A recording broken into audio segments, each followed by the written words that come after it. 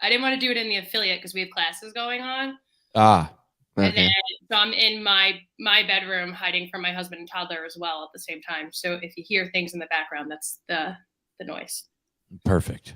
Then we'll know the show's over. I'm kind of in the same situation. So you're in your kitchen? I'm in the kitchen. I'm in the kitchen of some house that we're staying at, and then I've closed a few doors to separate myself from the sleeping kids. That's why we start the show so early. I'm starting the show this week an hour early, hopefully to get some time in before everyone wakes up. Yeah. Trish, I know you were on the show before. Do you have 2 gyms? No. So I have Babylon CrossFit, right? And then I have the pregnancy and postpartum stuff underneath me. Okay. Maybe that's what I was confusing. Yeah, Okay. so that's what makes me separate kind of like myself from my gym handle a little bit. So I don't do all the pregnancy and postpartum stuff through the affiliate because there's some things not all CrossFitters want to say versus moms want to say. Right. Although they all should want to see it. God. Because we all came from a mom. It's true. Right? It's true. Facts. Pretty sure I did. Although, you know what I saw? I didn't look into the article much, but I heard that there's a baby somewhere. I think it was in the UK. I don't even understand what this means, but basically it's the DNA of 3 people, which I really don't understand. Is 3? Yeah, 3 people.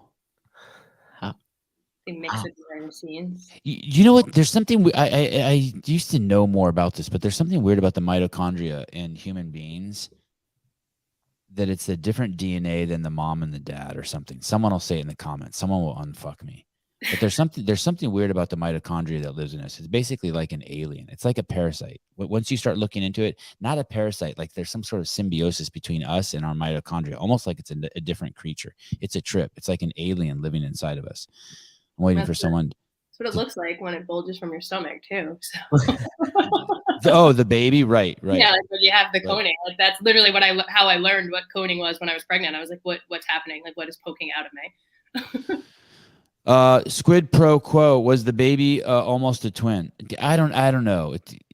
No matter what, I didn't like the headline for the article. I like a simple life. Man, woman, make baby. You had so how long have you had your affiliate, Trish? This is my 4th year of ownership. And you bought it and it was already an existing affiliate? It was an existing affiliate, 2 previous owners. Within the last year, we moved locations. So we went from just like 800 meters down the road, but we switched locations. I'm the 3rd owner. And this is kind of the first time the affiliate's been successful and profitable since I've had it. And are you on like a river walk or a riverfront? Well, we're on the bay, or the ocean. So on the Great South Bay. I live on Long Island, so we're about an hour outside of the city.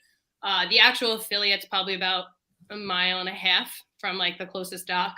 So yeah, we have access to the water. We are big boaters, big swimmers, big, I don't know, jet skiers, paddle boarders. We have all the active recovery. Yanni, I love Babylon CrossFit from afar. Thanks, Yanni. And it's not you really put a lot of effort in personally to make your gym a better place, to make you a better person, to make your trainers better. Like you, as I recall from speaking with you in the past, this thing's not running on autopilot. You do everything with intention. Yes. Yeah. For sure. And I invest a lot into the people that support my gym, the people that are working for me. I truly believe in that statement. Like, happy coaches and an affiliate is like the only way for an affiliate to be successful. So that's like my priority. Audrey, you know someone's a northerner when they like boating. I wish I got that joke. I say and like and all those great things. You want me to say water for everybody? Have a best water. And recently, in the highest sort of the there's kind of levels to, not levels in a good or bad way, I would say, but there's levels to the education to being a trainer, gym owner, right? There's you do CrossFit yourself, you fall in love with it, maybe you take your L1, then you think, you start having this desire to spread the message. I think that's a pretty common thing, right? Someone's so excited because of how it affected their life and their friends and family's life. and then maybe they become a trainer, or they open a gym, or they start training the park, or they start picking up clients, and then they take an L2, and then maybe they take an L3, and then maybe they sign up for some two brain business or something like that, and they just kind of keep adding, right, to the arsenal. Is there any? What are some other? Do you feel what I'm trying to get here? What are some of the things you've done to? Well, it's the continue ed, right? So for me, like my personal journey, I've taken the L1 twice. I've taken the L2 twice. Okay. I have taken the L3 and I failed it. I took it during the process of our move of the affiliate. So Matt, I don't know if you've ever moved your affiliate, but I have, yeah. It's to move your affiliate and then try to study for a pretty important exam was not a good personal best decision, but I didn't plan on moving my affiliate at the time that I signed up for it. So that is on my future list of re-attempting the L3 and properly preparing for it. So where I am within the place of the business, I needed to know, like, what was my next step in the year of 2023? Like, what was I going to do for my personal education, my team's personal education? What did we need in the affiliate? Like, where did we have to level up? And we coach, like, again, everybody could always be better, right? I can go to Matt's affiliate. I can go to any affiliate in the world and give some type of feedback. But we run like a really good class, right? Like, we have great group management. We have great time management. But like, all of a sudden, my classes went from running at 10 people to 15 people to now 25 to 35 people in some classes. And every coach meeting over the last few months has been like, we need another coach. We need another coach. But when I step in and I coach the larger group classes, like, I'm figuring it out. Mm-hmm. And why am I able to figure it out, but my coaches are struggling? And the only difference is experience and maybe a little bit more confidence because it's my business and I don't have the fear of messing up as much because I'm only letting myself down. Totally. So when Denise did come in, like the timeline or me deciding to do the coach development program or why I decided to do it was we were struggling with like just leveling up our coaching in the affiliate. Like, how could our coaches be better? And that's seeing and correcting. And the only way to be better at seeing and correcting is being uncomfortable in the moment and doing it often. And there's no better person than the OG Denise Thomas herself to come in and do that. So I reached out to Denise probably about a year ago, and it took her a while for her and I to like align on it and figure it out together what timeline would work best. But we made the decision on the first week of April, and she came to the affiliate. And that was like the decision I made for 2023 for my coach's education. Like next year, 2024, in my head, my next conversation that I'm setting up meetings for is having a pregnancy and postpartum certification and getting every coach certified in that because of how big pregnancy and postpartum is becoming in my life with all the moms that I'm helping. I want it to be that the moms can finish with me in a mom program and I can comfortably put them in every class afterwards with my regular coaches. So that's the 2024 plan. So to answer your question, I'm constantly trying to figure out just like the continued education for them, not just for myself, but for them as well. So going back to this thing, tell me about the thing that you did with Denise Thomas, because that's what really got my attention. Because this is, I haven't met anyone I think who's been through this program. This isn't, you didn't just contact her like, hey, by the way, I've met her a handful of times, and I've heard so many good things about Denise Thomas through the years, and I've never heard anything negative. Yeah, which is kind of crazy. Yeah. I mean, she and is. People love her.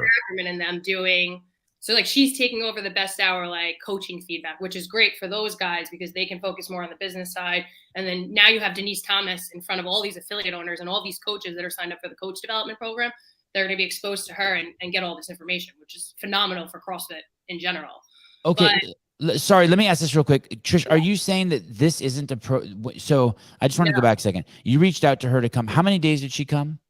She came for 3 full days. I'm talking 5 a.m. to 9 p.m. Denise and I were holding hands. Okay. And she doesn't, in this capacity that she was at your gym, she doesn't work for CrossFit? No, this is a separate program that she. Okay. So it used to be. I totally thought that there was a CrossFit program. Okay. No, it was though, Savant. Okay. It was one of those things that Savant, that they had like it was like when they had the specialty certs underneath CrossFit, and then when everything was happening, they got rid of the specialty certs, and now I think they're still teetering the line of what is a specialty cert and what's not. Because at one point, this was, I think, a specialty program under them at some point. And then it was like a program that was started by her in Austin back in the day at One Nation. So the reason I wanted this program was I knew what she was doing. Like she was going into affiliates and she would pretty much be like she just, the first day was like evaluating. She would watch everything we would do, like see how we do it, kind of just like pick and choose like where we need to level up as individuals, pick and choose where we need to level up as a whole, as a team. And then it was like she was on the floor with us, and she's, you know, like seeing and correcting with us and teaching us different ways from, for example, like we would lay out lesson plans every day, but one thing we weren't considering with the larger classes was like safety and necessarily the best room layout. And that was one thing like she really focused on with our team and helping our coaches like establish a better layout. Or she would walk around with the room with us and she would see something and she would sit next to me and be like, do you see that? And I'd be like, no, I don't see what you're seeing. And the reason I'm not seeing it is because she's like that expert eye in coaching, and just, it's not a norm. Like what she's seeing and correcting isn't what your normal CrossFit coach is seeing and correcting. It's the advanced seeing and correcting, right? Right. So she came in for 3 full days. I have a 5 a.m., 6 a.m., 8 a.m., 9 a.m., 4 p.m., 5 p.m., 6 p.m. class. We pre-scheduled my classes so she could see everybody, every single coach. Now, one thing to call out is I have all. Let me. Sorry, I got. By the way, you're a fucking amazing guest. You're she's awesome, isn't she? So, but Trish, give me 1 second. Give me one second. I don't know if you want cut me off whenever. I don't know. No. I want you to try not to forget where you're at. But I want to paint some bigger picture of some stuff I don't understand. So Jason Ackerman he works for CrossFit Inc., but he also has a business called The Best Hour of the Day. So Ackerman is on seminar staff. Right. He works for Best Hour of Their Day, which is a business, right? Okay. That's ran by him, Fern, and Marcus Guerzi. Okay. Best Hour of the Day is an approved partner, affiliate part of the affiliate partner network as a business coach. So you have Two Brain, right, who's out, and then you have Best Hour, which is the only one that's supported by CrossFit. So that's Best Hour. And then Jason has a business too, right? So these are all affiliate support businesses, like Two Brain Business. This program, the Best Hour of the Day has, and then Jason has one too, right? NC Fit has one, doesn't he do? Yes, Kalipa. Okay, yeah. okay. So these are part of this ecosystem of businesses that help affiliates. Okay, but the one that Jason Ackerman has, that this is sort of a spinoff. CrossFit used to do it, and they don't do it anymore. So Jason's kind of taken it over. No, eliminate. Okay. The only connection to Ackerman right now is the fact that he's my business coach and that they just hired Denise Thomas to run their coach development program. Okay. God, yesterday on the show, I thought this was something that you bought from CrossFit for like $5,000, where they send no, but I paid Denise Thomas directly $5,000. Okay. But this is big. Is this okay? So it's a serious investment. But this used to be something CrossFit had that they kind of put to rest, and Jason's like, "Fuck that! I'm picking it up and running with it." Well, like I think that's what's happening. Yeah, like so. Okay. Like, it was a program that Austin I think it was like Austin and Denise together. Austin did the business, like the way Austin explained it to me. Like Austin kind of handled the business stuff. Denise did all the coaching stuff, and then Denise acquired it from Austin when Austin started doing all the other stuff he's doing. And now it's Denise's program. I believe that is still a separate entity currently from Best Hour. I don't know if the plan, which I would imagine the plan is to inherit this in-person intensive visit from Denise under Best Hour, but I'm not 100% sure. Okay, so I thank you for taking the time. I just wanted to get a big picture because I had it totally misunderstood. I thought this was so although it's not owned by HQ, these are people who have been immersed inside of HQ, who are still immersed inside of HQ, who have HQ's blessings, and who obviously, including myself, are crazy well respected in all aspects, from running businesses to training to crazy people skills. I mean, she's got crazy people skills. And you can get CEUs out of the program. Okay. So if you are an L3 affiliate owner or coach and you want to do this, you can get the CEUs. This is actually, did you see like the most recent announcement of Christina Anderson, the L4? Like she was part of the reason I found this program. Her and this other guy, Josh, they did it, and they had Denise work with them, or I think Christina Anderson went to Denise at one point or went to One Nation. And I remember watching it, and that's how I found out about this. Where would I find that most recent announcement you're talking about? The L4 one. Yeah. Christina, you can bring up her Instagram, Christina Anderson's. That she has like her L4 CrossFit announcement on there. But she was somebody who I like met 3 years ago through Best Hour and the coaching development program there. And her journey has just been like, she got her L4 now. How much is the program that you're doing with Best Hour? Like what do you call it? The coaches mentoring or business mentoring? I don't know the exact price now because I signed up 2 years ago. It's definitely around. They do it like monthly now, so you can sign up to pay monthly and do it like $1,000 a month, so you don't have to lay out the investment in front.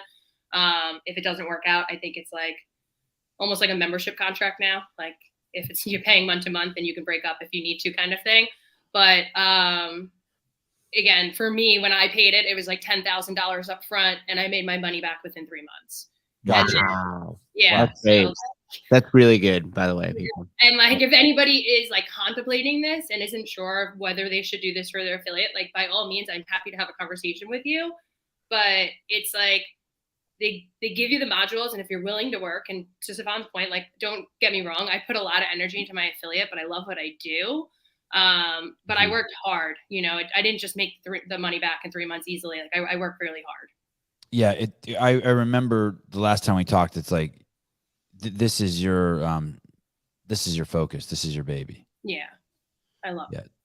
Okay, and those pictures that we showed a second ago, I don't know if you saw them, but those were the inside of your gym. It's a big gym. Mm-hmm. Yeah, that's this is the most one. Like, yeah, this is the gym. Okay. So the gym's running well, but for some reason you think you just can't stop getting better. You want to constantly getting better. So you reach out to Denise Thomas because you find out that it's available through the best hour of the day, and she comes out for 3 days. Okay, and that's where I cut you off. Sorry, I wanted to get the big picture understanding first. Yeah, no. Yeah, so then like we scheduled the time, and she kind of like she took insight to like what the coaches looked like before that, like what their positions were within the gym, because I do have all part-time coaches. And I called that out because, you know, after having coming in, this is something that I think everyone can benefit from, but like you need to be in the right state of your business and the right state of your affiliate in order for her to come in. Meaning like if your coaches didn't take their L2, like I wouldn't recommend doing this. It doesn't make sense to. They need to know like how to lay out a room and know the general of seeing and correcting, and then being vulnerable and being okay being uncomfortable, because the first 24 hours, like I actually did like a review with each coach individually. I made them fill out a survey, and like every single one of them was like the first day was so nerve-wracking. Like, it was terrifying. What do you mean by part-time coach? How many hours do they coach a week to be part-time? It varies. So the minimum is 4 hours per week, and then the max that I have is about 15 hours per week right now. Okay. And you're basically saying if you want to get the most out of your investment, kind of like have tried your best already, meaning that's why you're saying have an L2. Yeah, like I still haven't had my follow-up call with Denise. Like she's reached out to me weekly since she's left. So she was here the first week of April, and I personally still haven't taken the call because I'm still reflecting on everything from that week. I'm making business changes. I'm adjusting approaches to staff. I am re-evaluating. I'm hiring a whole new role to support my staff. What role is that? What role is that? What do you mean by a whole new role? So we're calling it the Gym Hero right now, but that's just like a random word that I think I gained from Best Hour somewhere. But the reason I'm calling it the Gym Hour is one thing I realized when Denise came, and I asked way too much of these guys. Like I want them to come in and coach a killer freaking class. Like I want them to put on a Broadway show, like just like they have in New York City, bring it to Babylon CrossFit and a CrossFit Matter, right? I want them to spend the first 10 minutes of class before they start Googling the CrossFit Power Clean and re-looking at the points of performance before they get into the class, just so it's fresh. So like, how can I ask them to do that and be better and coach to the level that I want them to coach when I'm asking them to show up 10 minutes earlier to lay out 15 rowers because we have 20 people in class? How can I ask them to write an hour lesson plan when I'm telling them they have to sweep the floor at the end of the class? You know, like taking into consideration that the gym has grown, right? Like in the beginning, it was okay to ask, you know, we'll use Chris OB because he's been here the longest. Like it was okay to ask my coach OB to stay after and clean up the bathroom sink and put the paper towels in because he was only coaching like 8 people in class, and he can get away with a half-ass class. Like now you can't. Like we run classes. Like I first took classes when I went to go see Ben Bergeron at CrossFit New England. Like that's how my classes are run. You're walking into Babylon. It's not even like there's no uncertainty that when sometimes you walk into affiliates, you're like, who's in charge? What's happening? Like, no, like you know who's coaching, you know when class is starting. But for me, this new role, Matt, to answer your question, is like I'm taking everything in addition outside of coaching, writing it down, and hiring someone for that. So what this role is going to look like a little bit is they're going to come in at night from 5:30 to 7:30, and they're going to clean the equipment up from the 6 p.m. class, and they're going to put the equipment out for the 5 a.m. class the next day. Mm-hmm. And then in addition to that, laying out the classes to help us there with the room layout, they're going to be cleaning. And again, like know that I don't know how deep you guys looked into my Instagram, but like I have really bad OCD that like my dumbbells are color coded. My jump ropes are, the RX Smart Gears, and I expect the handles to go back. Like, hey, there's nothing wrong with that. I'm the same way. Yeah, wall ball out, numbers, places, facing out, numbers facing, numbers aren't shown. Grab a Sharpie and color them in. This was little shit that I was asking my coaches to do, right? Like, my coaches need to be professional coaches, and having Denise come in and like remind me, like, listen, like they can't do this if you're asking them to do this was really great for me in that moment. And I needed it as a leader. And that's part of the reason I haven't taken her call yet, because like that, I'm literally just trying to set them up for the best success before I go back to her to learn what she wants them to be better at as coaches, to help them apply it to like the new look of what class will look like and the structure will look like. It reminds me what you're saying also, taking my kids to a skateboard park or to a professional skateboard instructor. Like, I don't know what you know about skateboarding, but there's this idea of dropping in on bowls. It's where there's like a swimming pool and you drop in on it. And if you take your kid to a professional instructor and they don't have the basic concepts of like just dropping into a bowl, then you're going to spend $200 for them teaching your kid to do something that hopefully he would have already known before he got there, let's say, so that he could get the most out of the instructor. So but basically what you're saying is if you're not, she'll be doing stuff, helping you with stuff that you're not getting the best value out of her if you haven't reached a certain level already. Yeah, absolutely. And I don't even know that she would come to you, to be honest. Like that was one thing she kept saying to me. She's like, she doesn't just go to anybody. Did you fill out a questionnaire or anything beforehand? She emailed, we sent out the schedule to her beforehand. Like her and I adjusted my class schedule beforehand. I gave her like a little 2 or 3 blurb on everybody. That's actually feedback I have for her when we do chat, is for her to do like a deeper dive going into an affiliate, like with the affiliate owner. Like I'm going to give her some feedback there, like with the guidance, because I do wish she would have known a little bit more things about my business or my emotional feelings about my coaches beforehand, so she knew how to approach them the way I wanted her to a little bit more. Was it too harsh or something where they was like, that fucking sucks, why would you do that? Matt, it's been crazy since she's left. Oh shit. Wow. Yeah, it's been, and that again, that's like part because it was so potent. Yeah, like it was hard. Oh shit. It was like, and again, like like if when you're getting evaluated, when you're in the L2, like you're sweating, like you're shaking, like it is so nerve wracking teaching a med ball clean in front of seminar staff. And why? Who cares? Like it's Ackerman, or like now I feel indifferent about it. Like I said that to Austin, because like the day after Denise came, Friday, and then Saturday morning I flew to DC. Oh no, Friday night I flew to DC or Maryland. Did you cry during her visit? 4 times, 5 times. I cry all the time. She drives in to start sobbing. God, I literally cry all the time. I think I cried within the first 10 minutes she was here. I'm like, holy shit, it's the first day and I'm crying. I'm never going to hear the end of this. Wow. But like, that's like what I said. I was like, the first day, I think, and then my coaches realized like, she's not, first of all, like I don't work for her, right? Like I need this woman to come in. She can say what she wants. None of us work for her. She's here because she cares so much about CrossFit and wanting to make us better.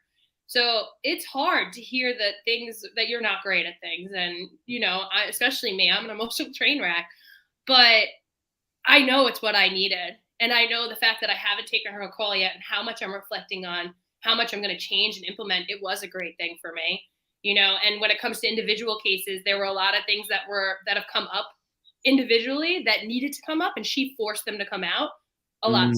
What do you mean by that? Like drama? Was like one coach like there's an issue and she's like, there's an issue there, I see it. So all of my coaches are probably listening, so I do want to be mindful of what I say. Shout out to the coaches. But I think it's just like, I think it made everybody realize like, if this is the level Trish wants me to coach, I can't do all these other things for Trish. And I don't want to let her down. So it happened in their own way for multiple of them. Like, again, like one was like, I'm getting overwhelmed and I'm burnt out. And another one was like, I don't know if I can coach anymore. And I'm sharing this because, yeah, like it's to that. And I'm like, and they said it had nothing to do with Denise. Weird timing, that's all. Yeah, exactly. And again, they're listening to this. So I'm very forward, as we all know. I have no problem having these conversations to everybody.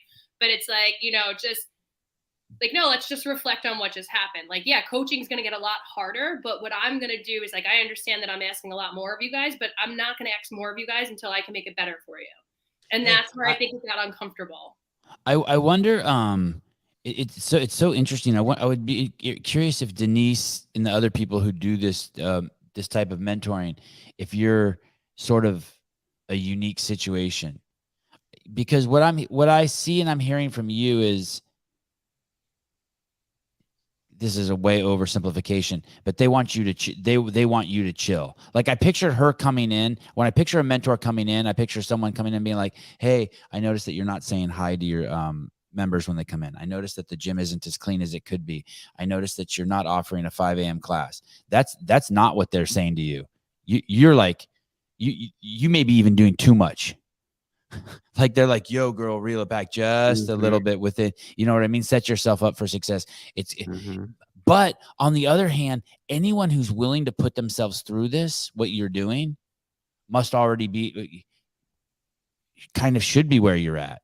Did you expect this type of feedback? Did you expect other, like, is it the kind of feedback you expected, or were you expecting more things like, and maybe she gave you this too. Hey, your wall balls are in the wrong spot.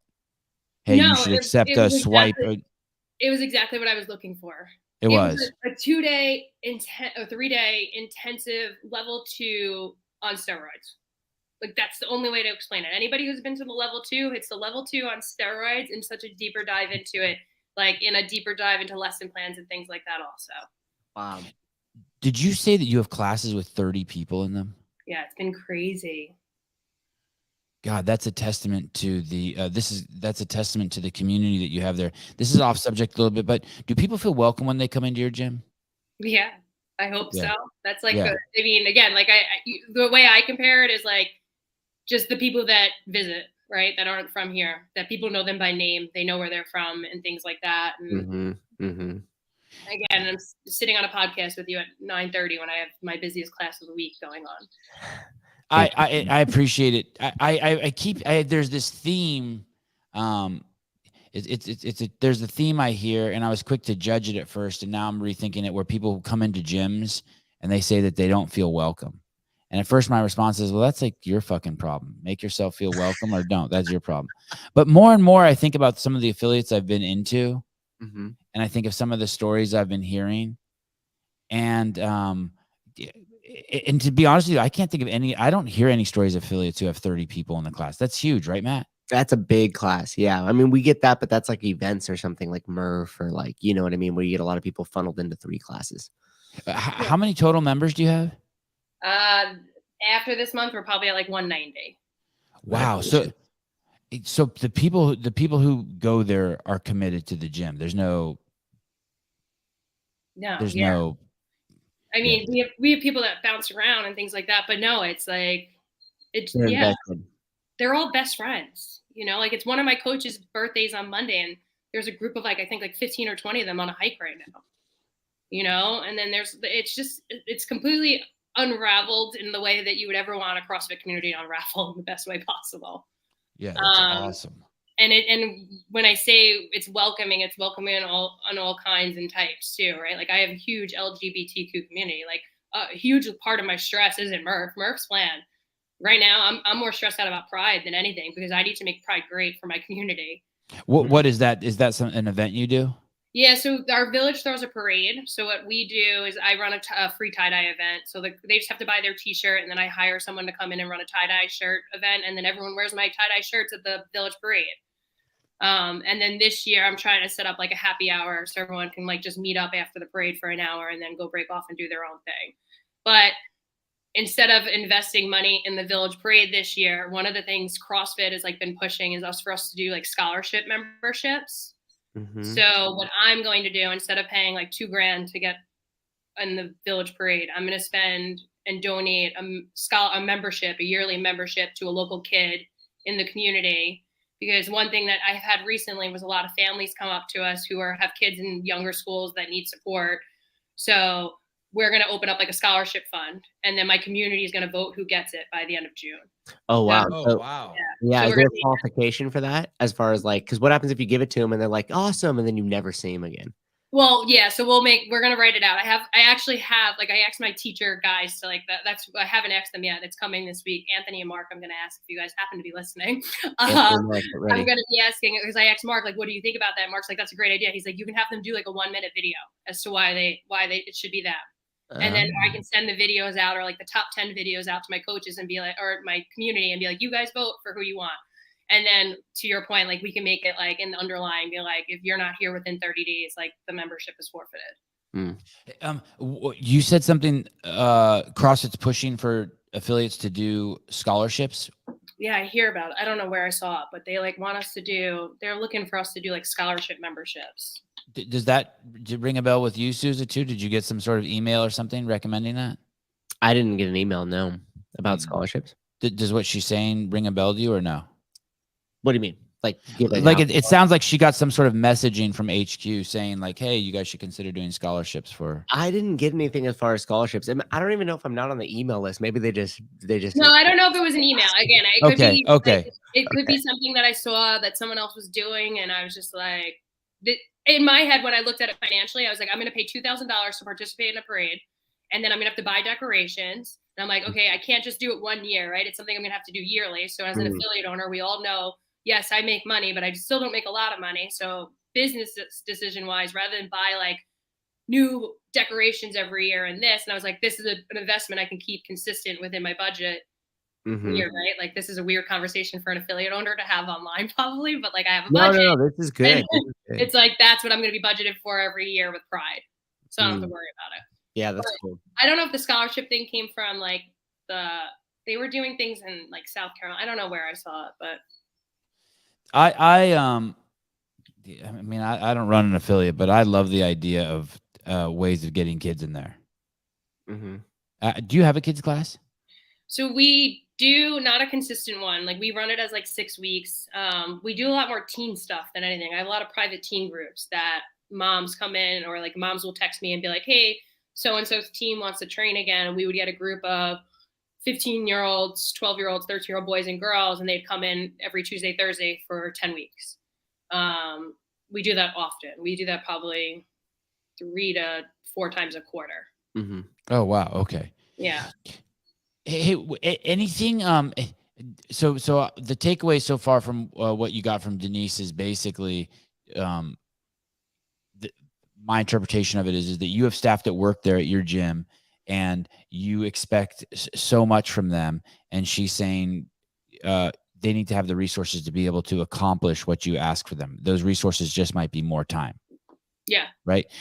Anything, and that's anything else that was like, wow, like shit, like even little mundane things that you recall where she came in there and she was like, hey, you should do this, or things that you gleaned from her. Did she actually teach the classes when she was there so you could watch her teach? Yeah, she did teach one class, and then she would step in like and teach like over us, like that's her respectfully. Like, that's one thing she was great about. Like, she didn't undermine your business in any way. She didn't undermine your coaches in any way.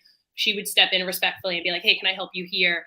But I think it's just a matter of her. It's good because she can also see it from like the community side. Like, I did but communicate it to my community beforehand that she was coming in and say, hey, things might look a little bit different. Class structures might be a little bit different. Like, bear with us and work with us, because she challenged us to do different things. Right. I think one big thing I want to put in here is like, we follow Mayhem programming, and like that was one thing she really like tore apart. There is definitely a distinct difference in CrossFit HQ and like seminar staff, like how they want programming out and how us affiliate owners are following programming, I think. Meaning like Mayhem, Matt, what do you program yourself? I do. Yeah. Yeah. Have you ever looked at Mayhem programming? Yes, I have. Okay. So like, I personally want to go to Mayhem just to take classes to see how they execute classes, because what they expect done within the Mayhem affiliate track is insane.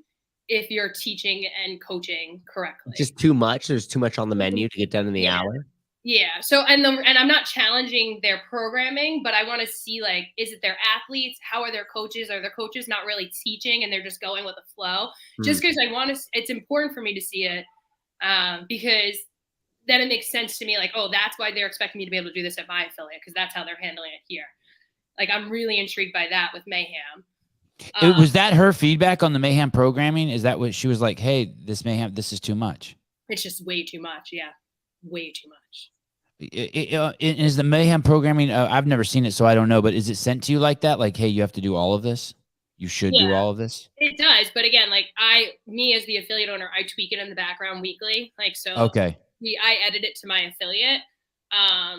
In the case of when she came in, I didn't edit much, and I wouldn't have edited more, honestly, if she wasn't here. It would have been as if she wasn't here.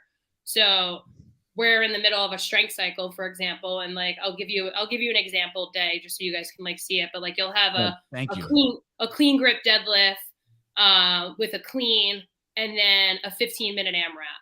So you're looking at 15 to 20 minutes on a strength, and then a 15-minute AMRAP. So that right there, right, that's a half hour of class. And then ideally within the CrossFit lesson plan, we're having 10 minutes for a warm up, 10 minutes for a cool down. Okay, so now that's 55 minutes. Where are we teaching? Like that's Denise's point, right? So if we're looking at how, and you hear CrossFit get this feedback all the time about cap not being enough, and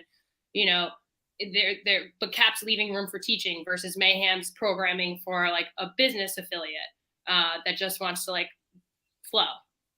That makes sense. Yeah, this is falling into the weeds here. Do you do the warm up with does the class do the warm up as a group? We do everything guided at Babylon. How about Susan? Does your class do the warm up as a group? Everything from the whiteboard debrief all the way to cool down. Yeah, good. That makes me happy. I hear about these gyms that don't do warm up as a group. It's weird. People come in, the warm up's written on the board, and people are supposed to get at it.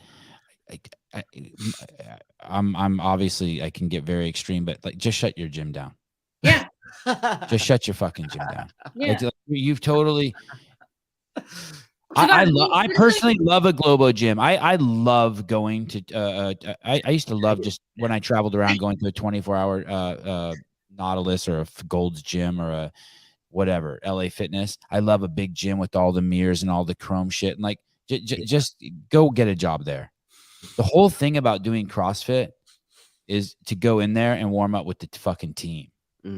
Welcome. I'm just so bummed at what I keep hearing about these affiliates that aren't doing that. And I'm hearing it more and more. Like, I want to go in there. Hi, how are you?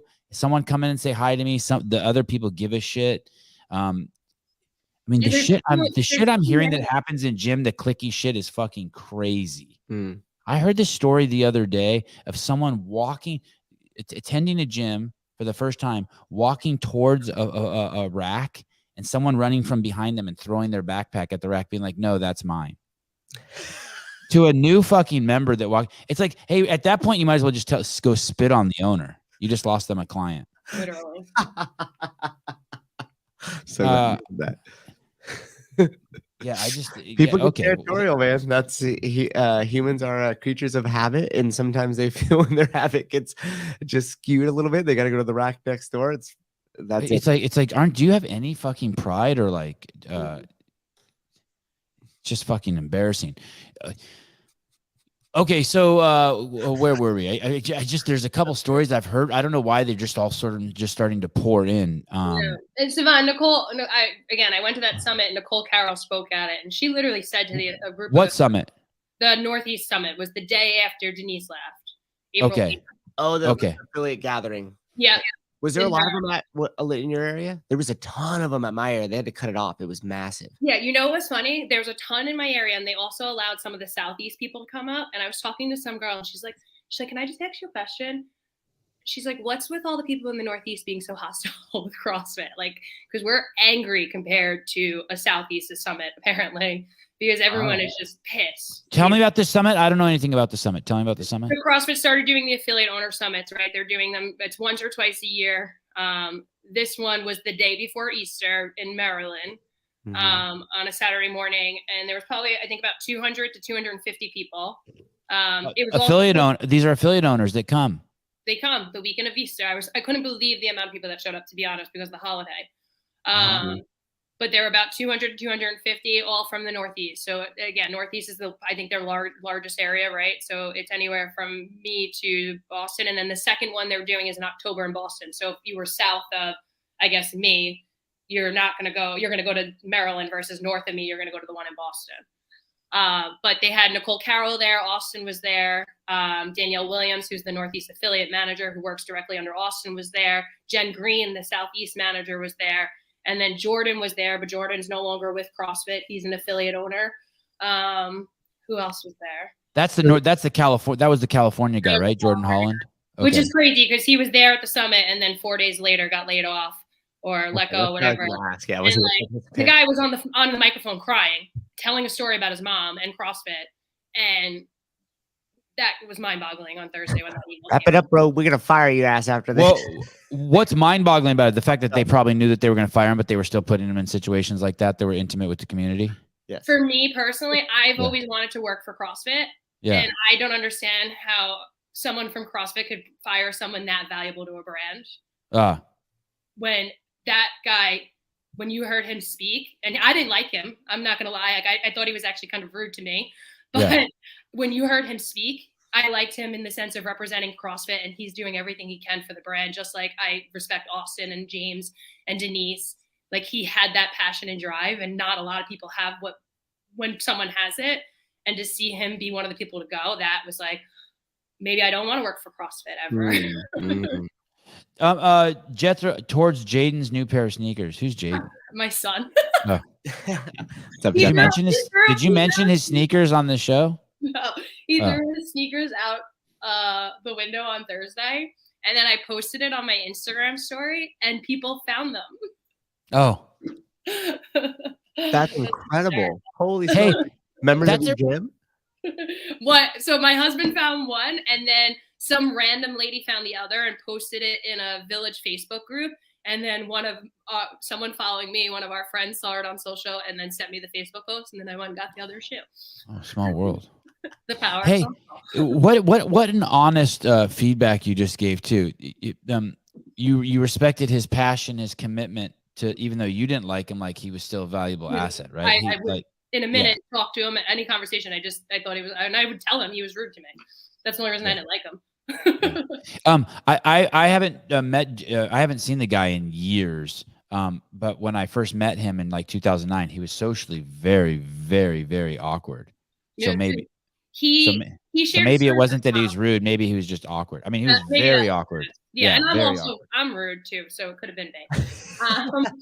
But he shared a story about his mom. And the reason I even bring him up, Sivan, was he was someone who brought up about an affiliate that he bought. I think he shared a story about how he bought his mom to the right affiliate, and now his mom is able to CrossFit because she's guided the right way. When Nicole spoke, she literally said, she's like, we're at 3 million, but the goal for CrossFit is to be at 30 million. Yeah. Like athletes or whatever. And I said, and she said, she's like, the concern that I have is that I can't just send anybody anywhere. Like the affiliate model, like I can't just send my mom anywhere. Nicole said this? Nicole said that. And it stuck with me hard. And then I remember Maggie going up there. Yeah, I don't know Maggie's last name. She's on Dubé. She's not from the U.S. I don't know. Yeah, she's from. Wait a second. Wait, before you talk about Maggie, Nicole said at this summit that she can't send her mom to any affiliate. Like she said that like she wants the affiliate model to get that we can send anybody anywhere. You mean through seamless integration of like money wise, or seamless feeling safe with the coaching? Safe that we're. Oh wow, god damn, that came from H. Wow, that's intense. I shared it on an Instagram post of the room because there was a picture of me like. And I wrote a thing about it. I was like, it's jaw-dropping to sit in a room with 250 affiliate owners, and then Maggie stands up there. It was on my personal Instagram. Okay, because I saw a picture with you and Nicole here somewhere. Oh, yeah, so it's the one of me and Nicole, wherever that is. Here. Is this it? That's it, yeah. Oh, okay. No, go up. I'm lying. This is the real. Sorry, I post a lot. No, that's okay. Keep going. Okay, don't let me ruin your story. Go ahead. Tell the story. I'll come back. So Maggie spoke after that, and she was like, how many of you lesson plan? And when I tell you, in the room of 200 affiliate owners, 10 of us raised our hands, and I can probably name all 10. And what does that mean? The other 200 just wing it? Yeah. Okay. And that's a problem. Yeah. Right? Like that Yeah. kind of goes back to that conversation about the disconnect. And like, and there was literally the perfect picture of me, like just my mouth wide open, like, but like, that's why I don't do other people's podcasts, because they'll think that they're giving me a compliment, or they'll be like, hey, can you come on my podcast? It's going to be really casual. We'll just shoot the shit. There'll be no structure. I'll be like, fuck you. I don't do that. no. I 99% of the people I have on, I prepare for it. It doesn't mean I have to follow that, but I'm prepared for it. Okay. So 10 lesson plan. Lesson planning is important. Extremely. And like that for me was really shocking. And like when I tell you, like I said, like I knew the 10, like the people that raised their hands in the room were all best hour clients. So I'm like, what's a lesson plan? Can it be just really simple, like something on a napkin? Okay.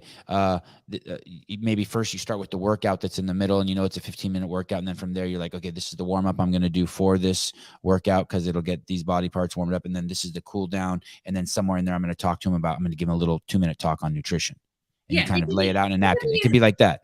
It could be as simple as a 1-2, or it could be as advanced as an essay.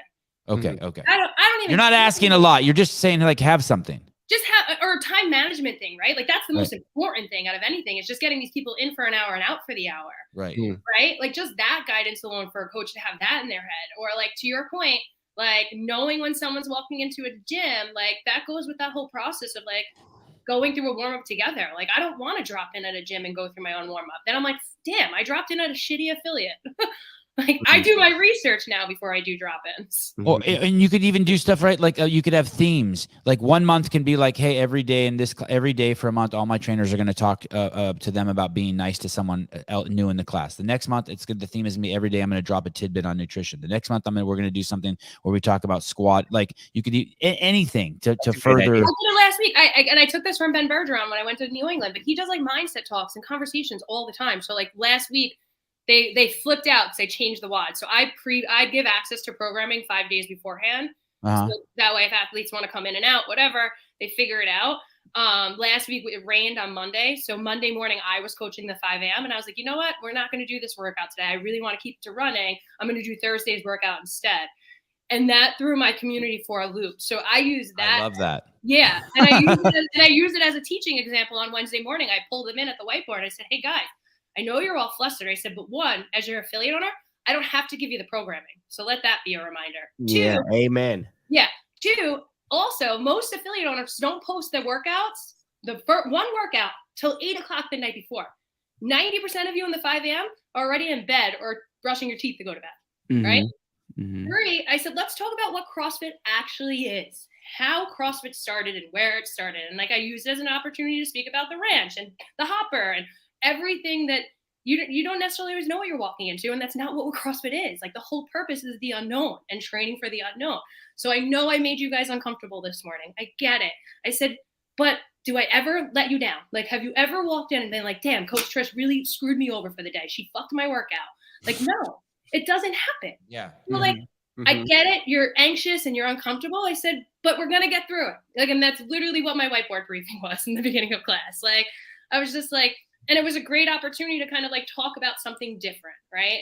And teach them something different. Or to your point, whether it's about sleep and we're in the middle of a strength cycle and they're all so worried about hitting the 85%. Like, forget it, dude. You just went out to a wedding on Saturday night. Then it's this on Sunday. And now you're coming Monday and you think you're going to hit 90% of your snatch and feel good doing it. Like, you're not, you know? And those were good reminders from Denise too, when she came in, like, you know, that she doesn't love percentages. And I happen to agree with her. I hate percentages because just because I have one rep on one day, I might have been feeling really good, doesn't mean I can lift to the percentage of great technique consistently and well that I need to come down on my numbers. Yep. Yeah, we don't feel that way about percentages. Do you like percentages, Matt? I like percentages for an individual who's sticking to a very strict program for a very specific goal. I do not like them for classes. They're completely pointless because nobody follows it so much that, pointless. I'm with you. No, feel it how it is for the day. We have an opportunity to go heavy if you feel good. If not, find something that feels challenging and stay right there for the next sets. It's great guidance, right? Like, and that's what I'm trying to teach the guys that are obsessed with the numbers. And I was like, hey guys, like, you know, I spoke to one of my coaches and one of my advanced athletes on, I don't know what day I had them, either Thursday or Friday. And I was like, you're snatching and every snatch looks like a 1 rep. I was like, I know it's supposed to be 90%, but you look like shit. Like, clean it up. Like literally, like everyone is like that. I was like, that's not the whole purpose of percentage work, right? Like the whole purpose is to be able to strengthen under larger loads. So why don't we just take off 5 pounds? Just try 5 pounds. Take 5 pounds off and see if that helps. Mm-hmm. Mm-hmm. I wonder how many coaches can't relate to their clients because they're focused on their own training. Yeah. Right. And so that's why they're so into the percentage things. They're kind of sending the wrong message. They think that they're training a bunch of themselves, but they're not. Right. Yeah. No, 100%. That's right. Trish, good morning. Have you, Trish? Oh, Trish, please meet Trish. Good morning. Have you ever had to fire a member? I have. You have. Yeah. Hey, and if you haven't fired a member, it's only because some toxicity is still growing in your community, because everybody knows they got that one person that they need to either have a talk to or let go. Yeah, I wouldn't want to fire them because I'd want their money. No, you don't. No, you don't want. You don't want. The headaches that come with the money are not worth it. Mm-hmm, mm-hmm. What is it? Just is it someone who's just rude? At the end of the day, is that what it comes down to? For me, it was someone who was so unhappy. Like, I'll give you one example. I have no problem talking about it. It was a husband and wife who just wanted to come in and complain about my programming. They complained about my music, like everything, like to the point that like this individual made playlists. And I was like, I'll try it if that's going to, maybe quiet you out. And I don't even like to do that because I'm not a DJ and I don't want to accommodate one person, but I was really trying to make it work with these two. And then like, it just was nonstop. It was like, you guys don't coach the whole class. And this individual was coming in like 10 minutes late, leaving 5 minutes early and getting frustrated. So I was just like, listen, this is the third time we've had a conversation at this point. I appreciate you. I can call the affiliate owner down the block. He's going to be what you want. I'm happy to reach out to him for you, or you can reach out to him yourself. And that's literally how it went down. And I spoke to that affiliate owner and said, good luck. But they are better for his affiliate because his affiliate model isn't ran the same way mine is. We have two different elements going on. So I literally send people to his gym. If someone comes to me and they're like, I don't want to pay the $185 because it's too much money. And I'm like, okay, well, you can probably have a conversation down the road if you want to keep CrossFitting, because I'd rather you keep CrossFitting than not CrossFit. Whether you're doing half-ass CrossFit, it's still CrossFit. Are there any just cool clients? Yeah. Like, are they just clients that just show up? They don't care. They just want to be told what to do. They do the fucking warm up. They're not complaining if it's a 5K run or a 5K row. They're not like, hey, I could have done this at home on my own, or they're not tripping if it's too cold in the gym. They just put on a sweatshirt. Like, they're there just to work and get the best out of it. And they kind of get what life is about. Mm-hmm. They're not bringing all their fucking drama and their nonsense and their loud brain to the gym. And are there clients like that? It sounds so complicated running a gym, like you're fucking running a daycare. You're literally like, I said it to someone the other day, like, no, I have 2 guy coaches and they wanted to come over on Thursday night. And I was like, I don't think you understand how my day started. It's 6:30 in the morning. I've already dealt with a crying person, someone yelling at me about bike conversions. And like, I don't want to hang out with you tonight. Like, it's so, affiliate ownership is so much more than affiliate ownership. You are dealing with mental health issues. You are dealing with physical issues. You are dealing with things you don't want to know. And it's so much more than fitness as an affiliate owner and a CrossFit coach. It's not just us owners. Our coaches take a lot of the bearing too. Like, I had a client thing this morning. I went and lifted at my gym this morning, and one of my clients was really off, and I know something's wrong with her. So I leaned in on one of my coaches and was like, hey, do you have any insight here? And that coach knew exactly what she was going through. So like, I guess if you have 200 members, someone's mom's always dying of cancer. Yeah.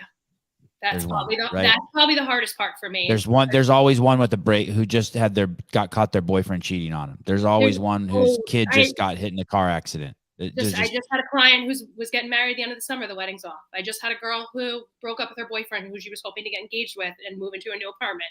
I just had someone have open heart surgery. I had a 30-year-old girl have open heart surgery. I've had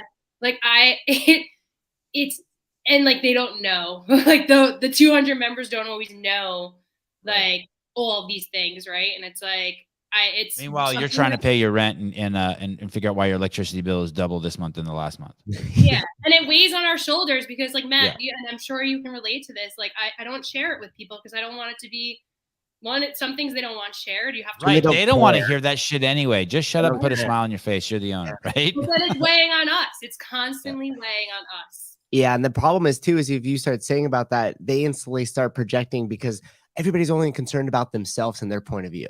So you start saying there's these issues and they go, oh God, Trisha's complaining today a lot. Like, is this gym even going to be around in a year? Oh my God. Did you hear she had trouble making whatever last month? And you're like, fuck off, dude. I don't want Hey, I want to hear, but Trish, Matt had this crazy incident happen at his gym. And sorry if I'm not supposed to say this, Matt, but here it goes. Oh boy. he was in, I can't remember if you're still in the space, but he was in a space like, you know, like a building where there's like 20 businesses, right? Yeah. And someone sold the building. And, you know, when they sell the building, they reevaluate the cost of the building. So the building, when it was sold the first time, was worth $1 million, right? Then when they sold the building, they sold it for $20 million. Mm-hmm. So then the city of Livermore comes in and says, well, and the state of California comes in and they say, well, the cost of this building is now worth 20 times more. So instead of your property tax being $12,000 a year, your property tax now at this place is 200 and we give the exact, it's $24,000 more a year than what I was continuously paying, and they dropped that. Oh, hold on before you, sorry, Susan. I'm talking about the whole entire buildings. Maybe their property tax went up like $300,000. And there was something in Sousa's contract that says if the small print, if the price of the building if it ever sells and it gets reevaluated and the property tax goes up, the tenants of the building will then split that amongst themselves. So each tenant had to pay like, the spirit of the story is basically each tenant had to pay an extra $24,000 one year. And when they dropped this bill off at Sousa's gym, Susan's like, well, when's this due? And they're like 2 months ago. You know what I mean? So not only did they dropped a new yearly expense on them for 24 grand. Yep. But then they told them it was due 2 months earlier. Yep. Like, sorry, we gave it to you late. Yeah. And it's like, yeah, that's the kind of shit you're not telling your clients. But you know, if you have clients and you make $2,000 a year off each one, you just lost. It's basically like losing 12 clients. Yep. Yeah. And then here's the shitty part. And I can tell you the exact amount, $16,500 plus that I just did a check for, that I got in an email that I now have to just write and hand over, was my new fucking ski ergs. And then you have all the members that go. So it's worse. It's worse than losing 12 members. It's worse then they go, oh, well, so-and-so gym up the street has like 10 runners in a ski erg. And they're like, yeah, motherfucker, I just had that money too. And gone. And they don't want to hear that shit. I don't blame them. No. And then you know what happens? They go, fuck it, I'm leaving. Right. And they go to the next gym and you're sitting there going, oh my goodness. Like, it was right there. That was the money for that. Rambler 7, they do this with houses too. Yeah, of course.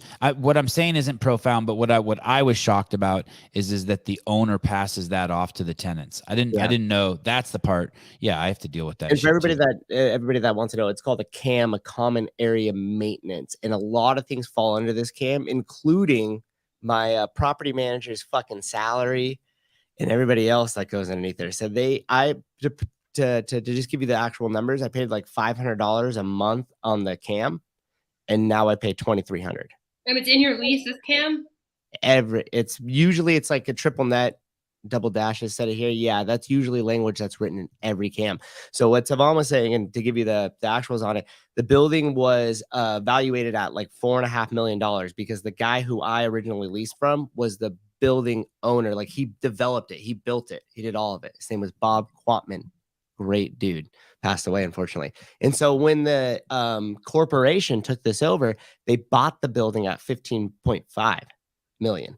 So there was a big valley of a property tax that was estimated at like 4.5 that then just overnight went to 15.5.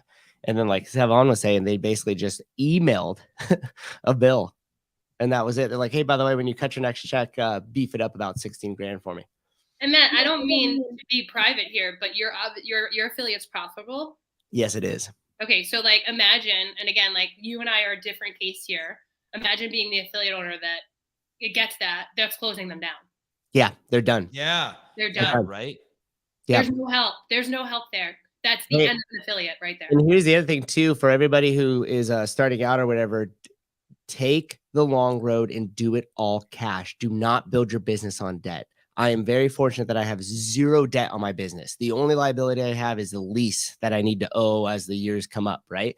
that is it. And if I had debt on that business and then also had to cut that check and then couldn't survive, now I just have a bill that I'm paying. That's it. And I have no more gym or anything else. So take your time and do it in cash. Do not leverage debt in this situation. No, make sure your members know that about you when they complain about the ski ergs, that you're lucky to still seriously like that's for sure that nobody else will say it. Like, good job. Unless they watch this, majority of them don't even know that happened. Yeah. Hey, and it's better that way. Yeah. You can't, because they don't care. And in fact, don't care. And I don't blame them for not caring either. I really don't. Trish, when Denise comes, does she do any of that? Is it strictly looking at the classes, and what's the scope of the feedback you get? Like, does she look at your lease? I'm guessing she doesn't look at the business side. No, it's not the business side. I would not want, and respectfully, Denise, I would not want your help with business. Okay. So what is the scope of the feedback that you get for that? It's the actionable feedback in classes, like how you're handling class structure, seeing and correcting, the 6 criteria, right? Group management, seeing and correcting, teaching. What am I forgetting here, Matt? What when you say the 6 criteria, what's that from? That's not from the L1, is it? That's from the L2. Oh, so it's group. I don't do. I'm gonna name them. No, it's okay. It's okay. So it is with that, and obviously since it is Denise, it's seamlessly integrated with like the vernacular and the scope of what CrossFit teaches, even though it's not CrossFit. Yeah, and she wrote the lesson planning module in the L2 handbook. Okay, so wow. She made us that because she made that known to us when she was here. That's why, because it carried over into what she was teaching us. So in between classes, because I think this is what you're looking for, she's seeing and correcting in classes, right? That in between classes, she's giving individualized feedback to coaches. She's also doing group sessions, meaning there was one day that I had a personal training client on the side, and she's working with 2 of my coaches with a PVC pipe, teaching them holding positions and different things they can do in class structure. Then another day, she's sitting in a corner with my coaches explaining lesson planning. Like I have it on video of her lesson planning. So that way our coaches always have it. Oh, you're allowed to take video of her feedback too? Yeah. Well, I asked her. And then she takes videos of us coaching and shares it on a Google Drive with us. So she has each of our individual classes so we can go back and look at it and she also does follow-up meetings. So like she's met with 4 of my coaches so far individually one-on-one on Zoom, and she's going over follow-up feedback with them as well. So she's not done with us. Like I said, I still haven't even taken her call yet. There's still. Are you scared to take it? I'm not scared. I just. You think and by scared, do you think you're going to get in a fight with her? No. I'll get into a fight with Ackerman before Denise. Okay. I was very emotional after she left for multiple reasons. Like it's humbling, it's you feel like a shitty person and a shitty coach when you're told you're not the best at things. And even though I'm not the best, I had to constantly, like we said, remind myself that I paid her to come here to better me and my team, because I care that much about myself. I care that much about my coaches, and I care that much about my community. So she's not allowed to say, hey, she's not allowed to leave there and be like, hey, you're perfect. No, that's exactly what if she did, then she did a terrible job. Yeah. You need your money back. She literally did exactly what I needed her to do and made me think a lot more. For me, like the next thing, like I really want to grow, like personally. Like my next thing is I'm going out and doing a diesel day in July, which is with Tosh. What's that? That's like the yes. I know what that is. Colorado. Yeah. Like Denise suggested I do that, and it was something that was on like my list of what to do for myself.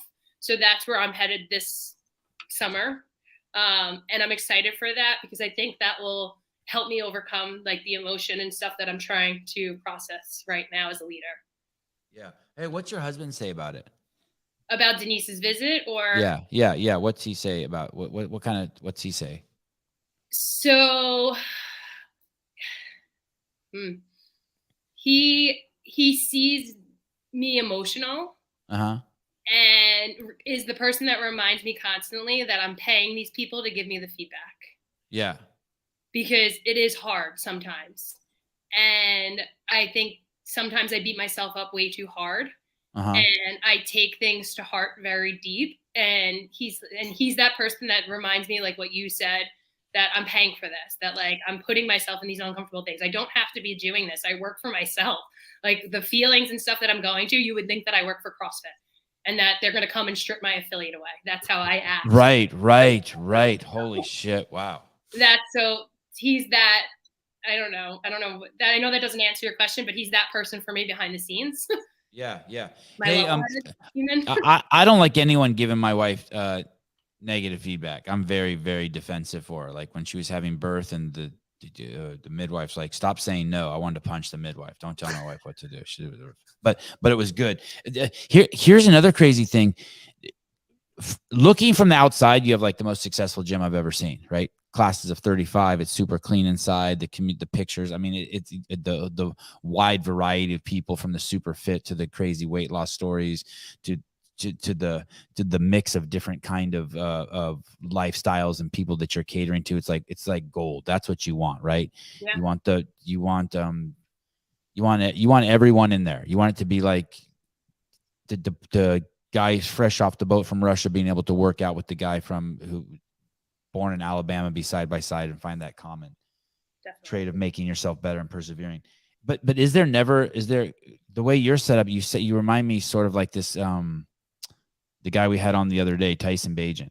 Like it's never gonna be. He's through the most touchdowns in NCAA history, and he's playing at the Chicago Bears. But you finally realize, talking to him, like if you win 5 Super Bowls, it's not success. There's never fucking success because there's always something more you could do. So it seems like you're in that too. Like wherever you are at this stage in your life, and you looked pretty young to me.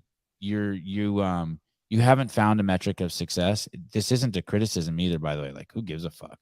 Like if you're gonna push yourself until you collapse, go for it. I applaud you for that. But you don't really have you don't have a metric for success, right? No. Like your thing is I can just keep being better. Yeah, I think now as I get more settled into my affiliate ownership journey, I'm trying to make sure I'm mindful of setting myself up that I can do this long.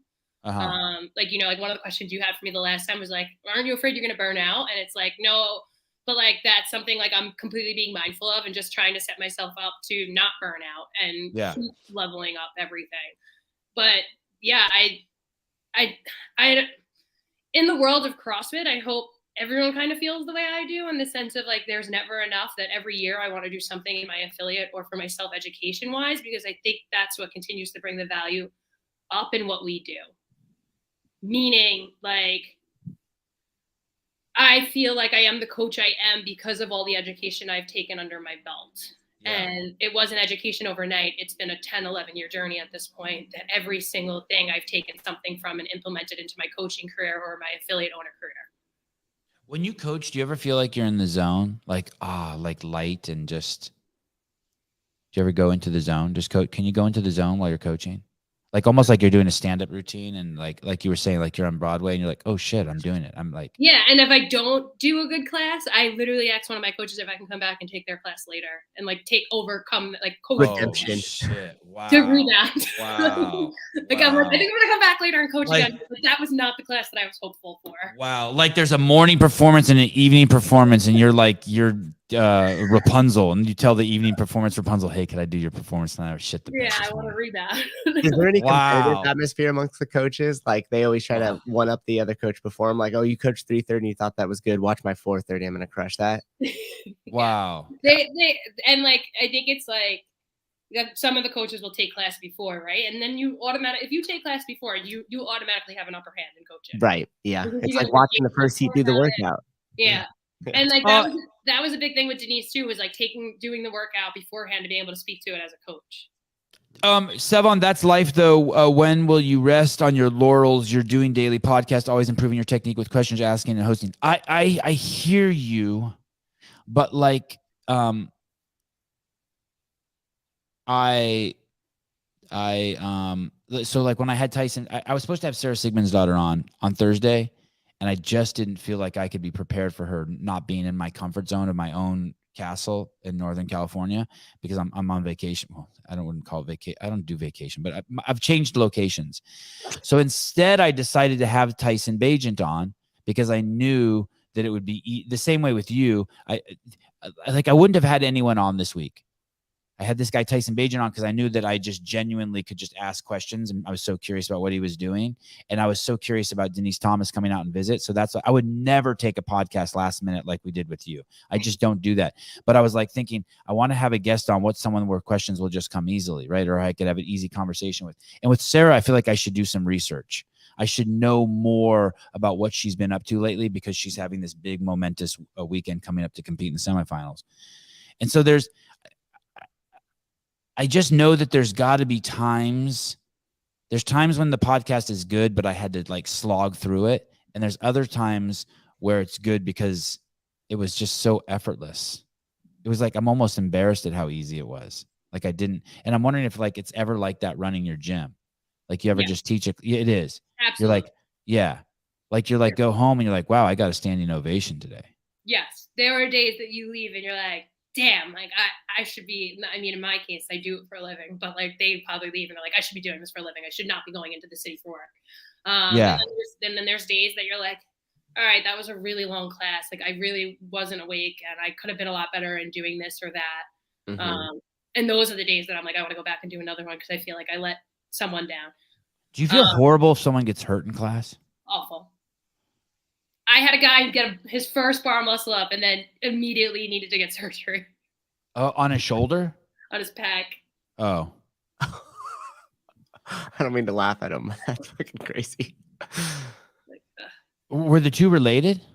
It was long. It was like an overuse situation. And then I think it just tweaked it and that's what happened.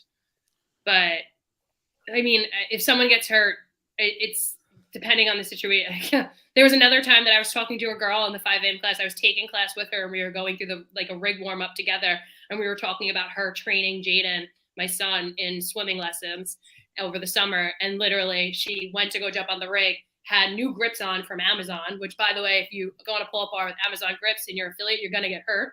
Don't use them. So she jumped on and wasn't wrapped and fell, shattered her elbow, broke her tailbone right next to me.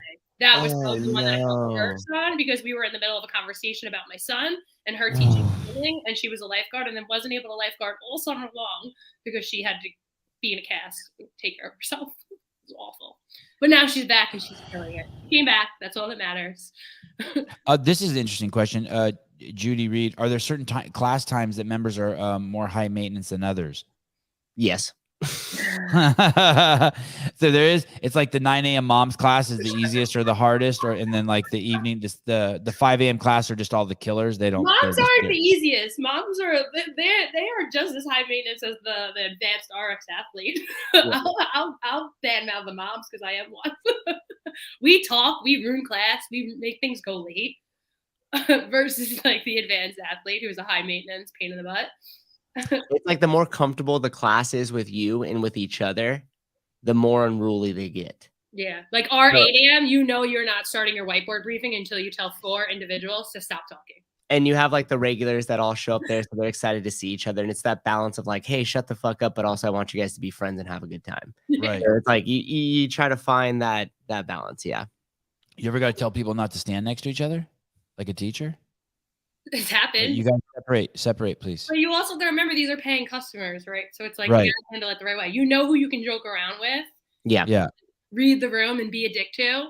And then the people that are gonna be like, I can't believe she spoke to me that way. Yeah. And my favorite is you ask them to, hey guys, give me a second here, just quiet down while I get this done. And they go, we were talking about the workout. And you're like, oh wow, they talk back. Oh, wow, yeah. Adults that talk. Wow. Oh, Yes. Not only do they talk back, but it's that, like I said, it's that fine line, right? So if you call them out, then they're like, why would you call me out? And it's like, well, because there's 15 of us standing here waiting for you and fucking so-and-so to finish your conversation. And we're all staring at you. And then finally, when I interject, because someone's got to break the ice to the group, because they're all looking at me like, what are you going to do about this? And then they reflect like that back on you. And all it is they're just insecure and a little embarrassed. So it just comes off as like, right. Yeah. I have 2 teachers that are coaches and they talk to them like they're children. And that was like actually feedback I gave one of them recently. And I was like, hey, just be mindful of your teacher, like addressing, because these are still adults and paying customers. Like I get it. It's funny, but like not everybody, like at the same time, it's like, all right, don't talk to me that way. I'm an adult. Like you have to know like when and where you can use it. Yeah. It's crazy how many adults don't behave like adults. But it is a two-way street. I can't remember the exact situation, but there were some parents talking in the jiu-jitsu class that I was in the other day, and all the parents were watching the class, and there were these two parents talking really loud, and it was completely inappropriate. And as an adult, I did not want to talk to them and be like, hey, you guys have to keep your voices down. But as an adult, I had to do that. And then as an adult, they had to fucking take the feedback. And they did. It was kind of crazy. But I did not. Someone had told me the day before, hey, stop talking shit up behind their backs and just go over and tell them. Yes. About something. And so I went over and told them, and the two ladies were super cool. Like crazy cool. They're like, oh, sorry. Crazy cool. Yeah. You're like, but you have to be an adult enough to be like, hey, dude, I just saw your dog poop and you didn't pick it up. Yep. I've seen Greg Glassman just walk up to someone one time in a park and say that, hey, your dog just pooped. We have this whole write up at the gym that we call the mature coach, and it's the balance between courage and consideration. And for those of you guys that might know it is being stolen from Stephen Covey. But what it is it's the correct amount. It's the balance of enough courage to say what you need to make it happen. Like you said, talking to those ladies at jiu-jitsu, but it's also having the balance of enough consideration. So when you handle that, you do it tactfully, so it doesn't damage the relationship. And the balance between that courage and consideration is what is defined as like a mature adult in Stephen Covey, or at CFL, we define it as a mature coach. Yeah, look at the one comment, actually, Matt. Like, one of our coaches called me out recently for being lazy in the warm-up. I got a little defensive. Yeah, because that's not okay for a coach to say, right? Like, that's like this is a perfect example of what I wouldn't necessarily want one of our coaches to say to the wrong person. But there might be an opportunity for our coach to say this to someone they have a different relationship with and wouldn't feel the way this individual feels. So, like, it's a fine line to play with. It is, yeah. It's a balance, sure. Oh, this is a member. This isn't one coach telling when he says one of our coaches called me out recently for being lazy in the warm-up. This isn't like, this is for them being lazy as the athlete, as the client, not as another coach. And what's to say, like, even the person we know that I can say is lazy too, like, what's to say that they slept really well last night, or they didn't find out last night somebody was sick, or they had a really rough day at work, or they're sore as shit. Yep. Or they're sore as shit. Exactly. Like, I have one of my good athletes now who he's struggling as a father. He's competitive, but like, he's struggling because he's one of the most competitive people in the gym, and like, everyone's always going at him, and he's a dad, and there's some weekends that he's just on full dad mode. And it's just like, not everybody always wants to be gunning. Like, yeah, like we do, but we don't, right? And you got to know when. Got to know when as a coach to read the room. I've had all the places pretty much that I take my kids. I've been talked to repeatedly by coaches, and I don't mind it at all. What do they say? What do you do? I've been told so if they're playing tennis and I'm leaned up against watching, he'll be like, get out of your kid's periphery. Or like my kid will be running sprints and I'll be like, hey, you could run faster than that. And he'll be like, hey, you're not the coach. Just get away don't stand next to the fence for the rest of practice. Good coaches. Yeah. Those are your son's coaches that say that to you? Oh, I like them. Yeah. That's awesome. And I'll talk some shit back, but I'll be like, hey, I'm not paying extra for that adult coaching, for parenting coaching. But I don't talk shit like I'll do what I want. And other parents will get upset, but I don't get upset. Like, I take it as a compliment. Someone actually cares that much. To go over there and say that with you. You're paying them. So that could damage the payment, right? Yeah. This literally happened one time. He said, so I dress my kids exactly the same every day, and they never wear pants. And he's like, the coach said to me, hey, your son's at a level in tennis where he needs to be able to put balls in his pocket. Do not bring him again without balls in his pocket or pockets. And I brought him. I was like, fuck you. I'll put him in whatever I want. And he goes, hey, right in the middle of fucking class. He goes, Sevon, come out here. And I came out there, and he goes, the whole class is going to run line sprints, including you. This is with fucking like 8-year-old kids because you can't seem to follow the instructions. No shit. Yeah. So I did suicides. So I ran suicides with the class. And it was horrible because I had been sitting for 40 minutes and I had to get up. But I can't have an 8-year-old beat me in running. And I ran suicides. Yeah. Yeah. And hey, guess what? My kid has never shown up without pockets ever again. Yeah. That's a good lesson. Yeah. That's a great coach. Yeah. And he was serious as a heart attack. He's like, look at this is you're not bringing your kid prepared. And I talk shit all the time. Like, I can't believe that they bring their kids in high tops. Oh my God, that kid's wearing rain boots in tennis practice. Like, I mean, I destroy the other kids. Meanwhile, yours doesn't have pockets. Yeah, mine didn't have pockets, and I got jacked.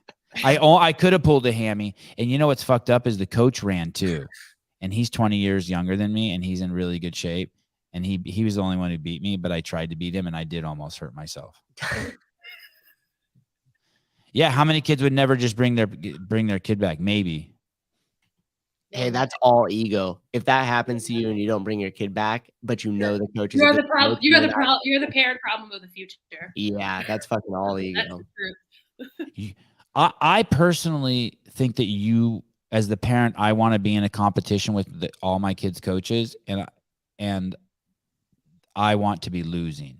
Meaning I want them always to be like, hey, when you go home today, practice for 20 minutes, but we didn't do it.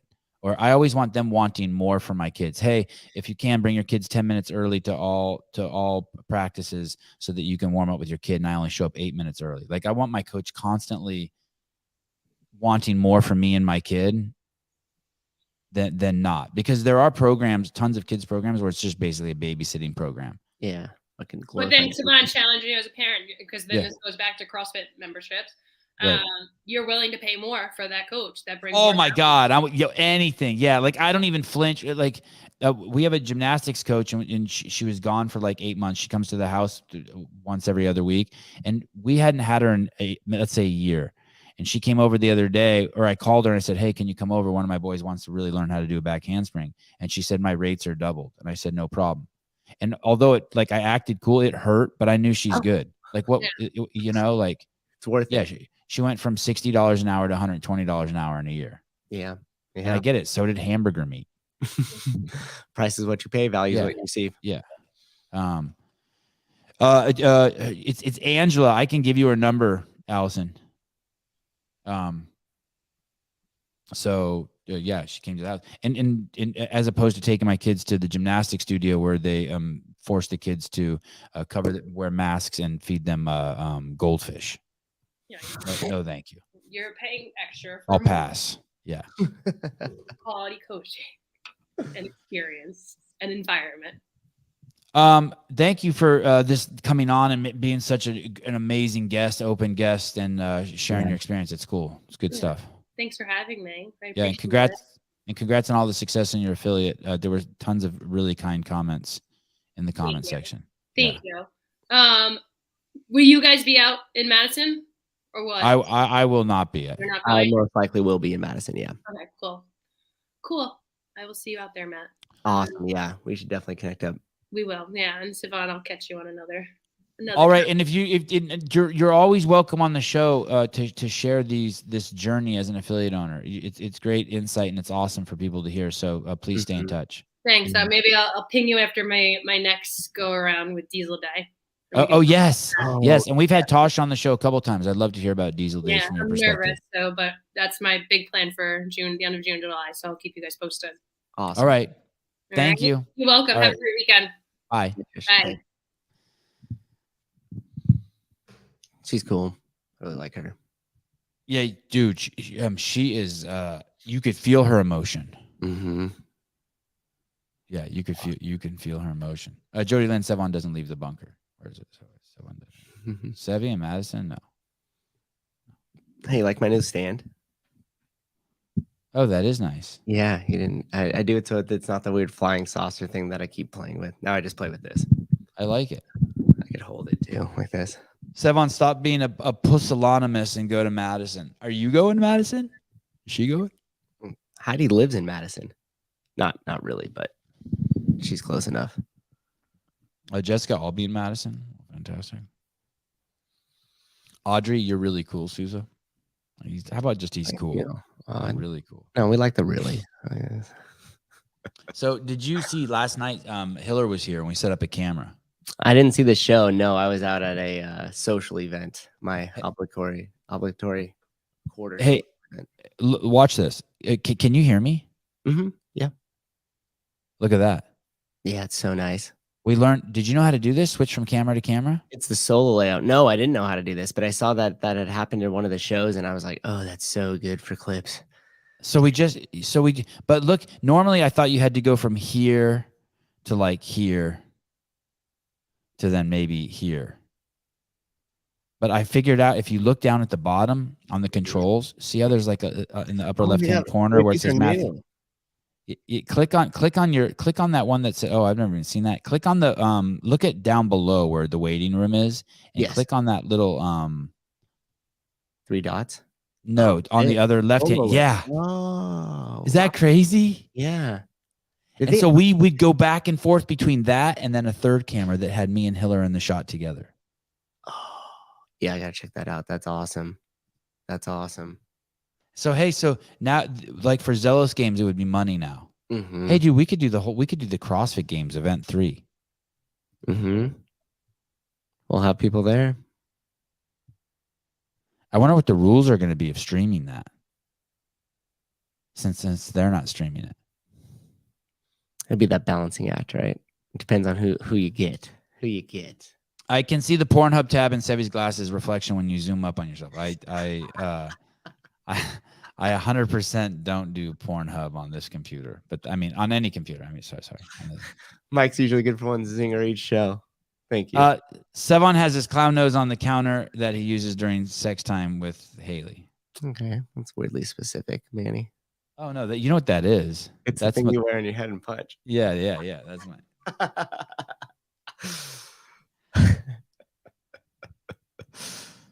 Oh my goodness.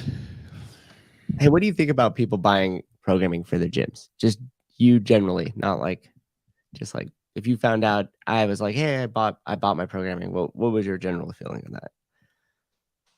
I used to have a really strong feeling about it because Greg had a really strong feeling about it. That's like, hey, don't even open a gym if you're buying programming. Now I because it's like, hey, that should be if there's, let's say there's 4 reasons you buy a gym, the cornerstones, right? Help people, be independently employed, do something you love, and then the other thing would be programming. Like people always made it sound like that was like the cornerstone or foundation. But now I'm not that dogmatic about it. Like I almost think like, hey, maybe if you didn't follow Mayhem programming, still buy it for a year, right? Just see what's out there, to be inspired, to learn, to what do you Heidi, we use Mayhem. Who am I to try to program better than the Mayhem Empire? Well, you know all the people who you're programming for. You see them on a daily basis. You know their strengths, their weaknesses. You know how to push them. You know what's appropriate for it. You know how to adjust depending on how the workout felt. So I would say that if you're inside and you're a coach that's probably coaching daily, or especially if you're an affiliate owner, you do know better than Mayhem. Now, do you know better than Mayhem for a competitive athlete? Not a chance. Those guys are that's their thing, right? But in terms of just exercise, and that's where I think the line gets drawn. So many people are like, I'm competitive, or I do this, or I do that. And it's like, dude, you just fucking exercise. And going back to the point about the percentage, I used to do all my own program. Well, I still do all my own. I've always programmed for myself. Yeah, the only thing that I always have an issue with that is you avoid shit you don't like to do. Of course, yes. Yeah. So, but again, and that's how I hurt myself too, by doing too much stuff that I liked. Yeah. I wanted to deadlift 4 days a week. And so I that's the way that I do it. I like to adjust to it and tailor it to kind of the members and what's going to push them and stuff like that. And also too, you have to ask, like, what is your programming for? Are you programming just for somebody to have optimized long-term health? Or are you programming them to be successful in the open? Because those are 2 completely different things. And if you don't understand that as a coach too, spend a little more time learning about programming. Spend a little time understanding what it is and who you're programming for and what that'll look like, because a competitive programming schedule is completely different than a just affiliate for your everyday person coming in. Christine Young, my husband 100% programmed for his affiliate for 10 years. Then we sold and they started doing Proven. Vindicate, if Mayhem affiliate is the same as the regular Mayhem programming, I'm thinking a lot of people are getting buried. I was getting buried with the Masters programming. Audrey, my friend that goes to Mayhem says it's even too much. They alter everything to fit their needs. Oh, see, so so then why pay for it? What are you doing? If you're gonna but doesn't that sound like a good thing? Like, why? Just fucking write it yourself. Why pay the money? But here's the thing. If you listen to what this person's saying, this person just seems like it's common sense. My friend goes to Mayhem and says it's even too much, meaning that this person is saying the fact that if you go to CrossFit Mayhem in Cookeville, they also change they modify their own programming. That's why I was struggling a little bit to there's a common sense piece too, right? Yeah. Like if you see the Mayhem programming and it's a 21-15-9 and you look at your class and it's it's a bunch of people that look like me. Maybe you want to switch it. Maybe just you call an audible and you do a 15-12-9. You don't start with 21-15-9. And you spend a little bit more time on the warm-up. So that's a different conversation, because I see it happening in the comment section too. It's like there's a difference between scaling and then changing a program. Because if you changed a program and there's a sequencing to that program, you're not on the program anymore. It's completely gone. And then there's a very big difference to, hey, you're brand new. I'm going to adjust the reps. I'm going to adjust the weight. I'm going to adjust the skill level to meet your needs and meet you where you're at right now today. Those are two different things. And so if you, and honestly too, if you don't understand that, then again, spend a little more time learning about programming, because there's a difference between adjusting a program and adjusting a workout for a member in terms of scaling. Yeah, I don't know. I hear what you're saying. I also think that you know, I never ran an affiliate. I ran training out of a park for a year, and it was free. It's not like I charged for it. But there's also things you can do with programming, like you can take a workout and you could turn it into, if it's a 21-15-9, you can do the 21 and then give or like Cindy, right? Let's say it's Cindy. You can see Cindy and you can be like, hey, you know what we're going to do?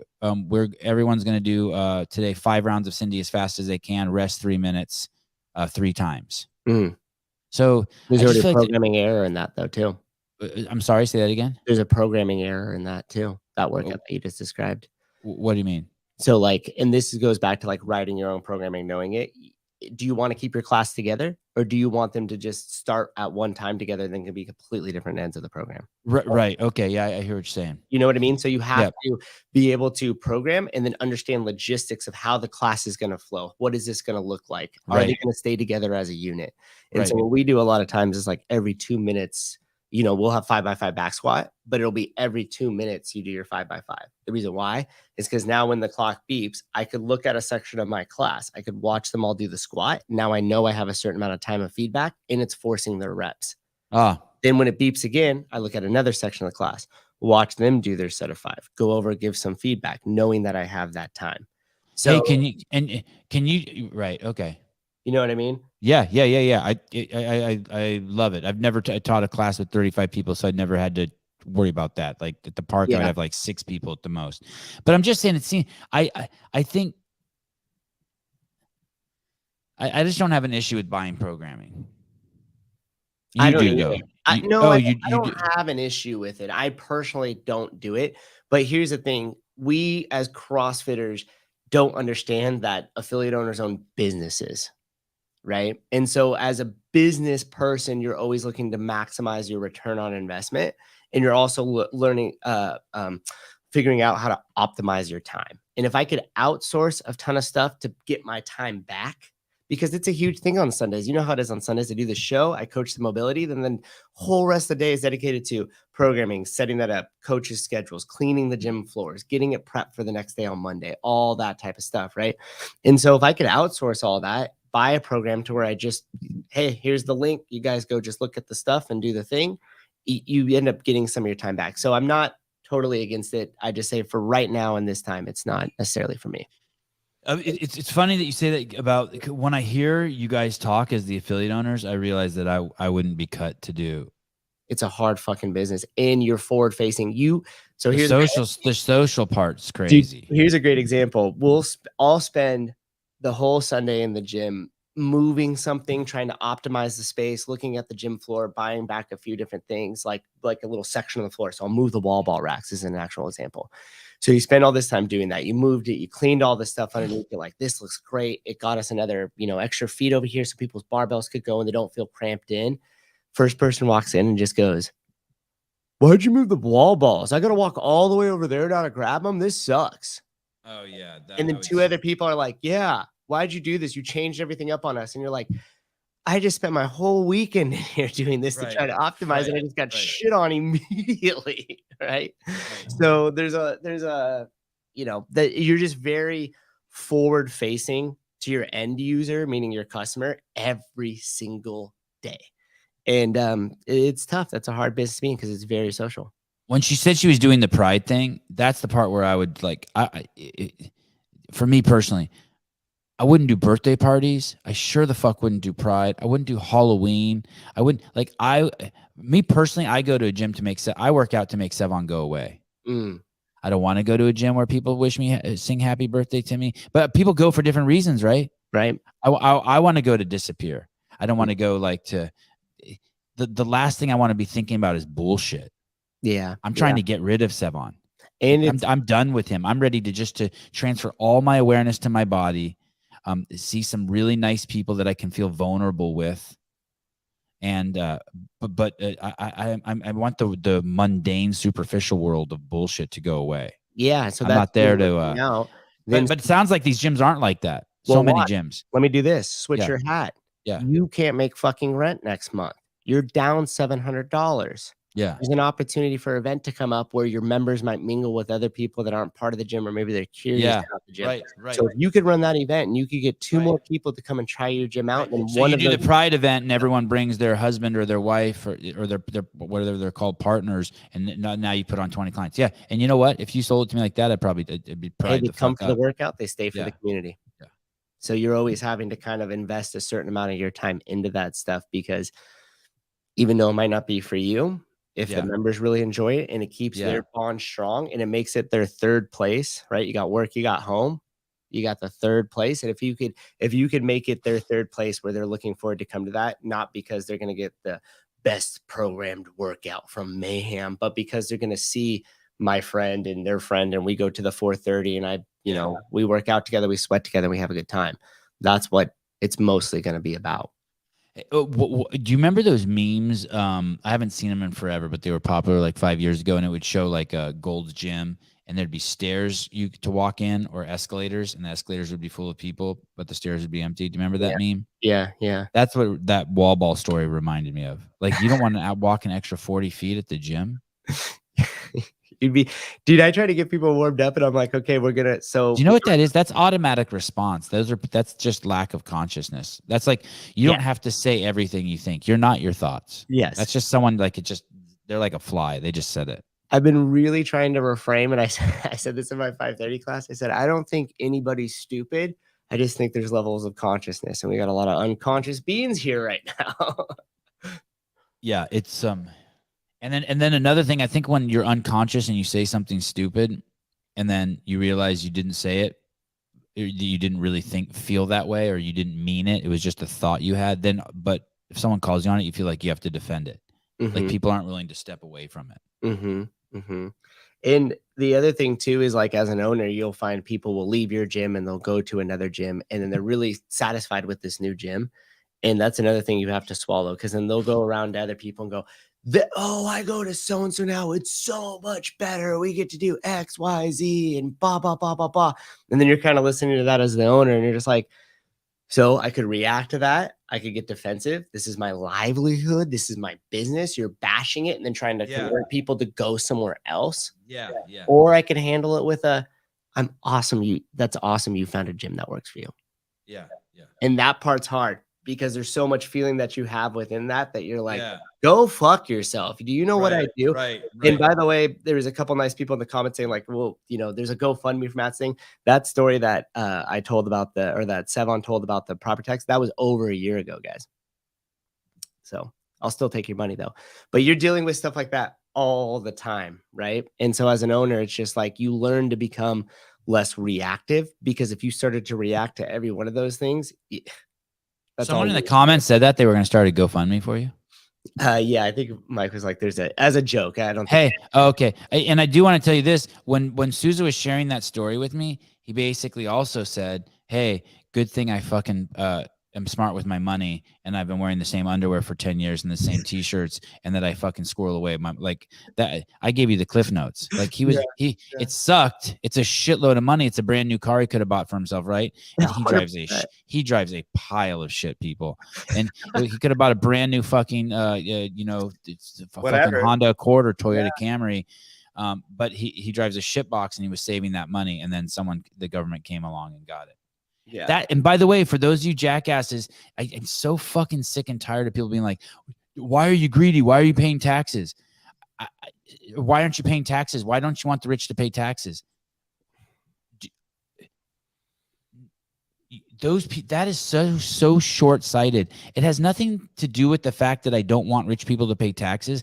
It's that I would rather them spend the money in the fucking ecosystem instead of give it to Nancy Pelosi and Gavin Newsom.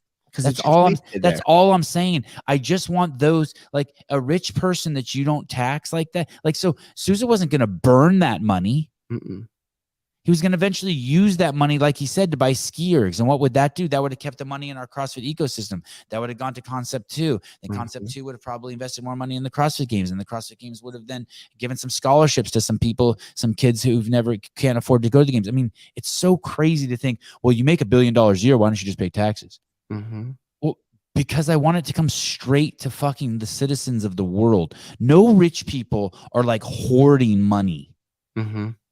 No, so that you can't get it and it can't propel the world forward.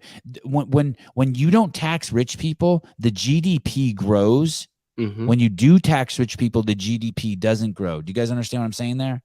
Like the citizens of this country, when we spend money, the economy grows. When the government spends money, the economy doesn't grow. It doesn't work like that.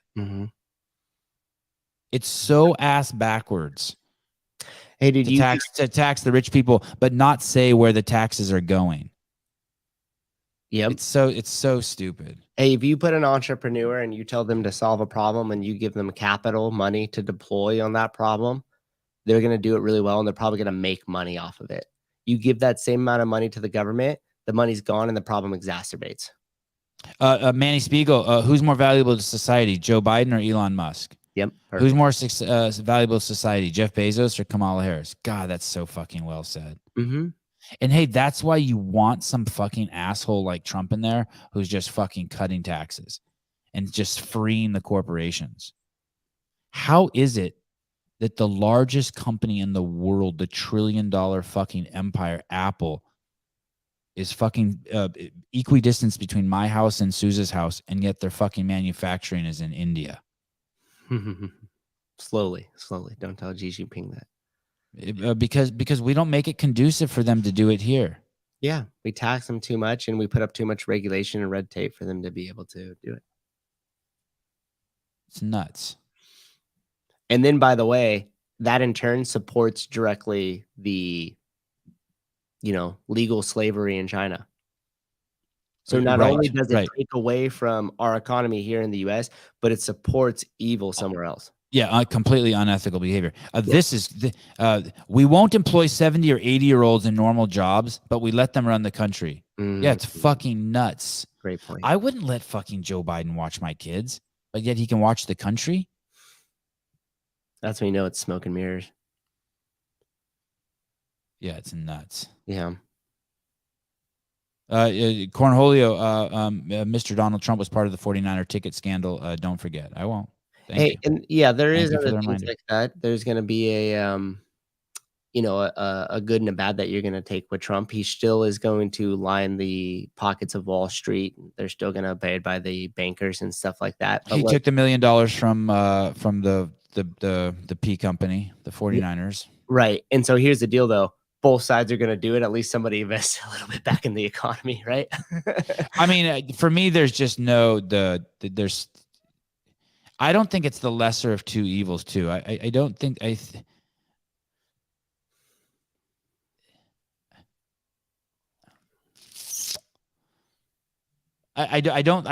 to think that, hey, I'm going to vote for the lesser of two evils. I don't think it's like that.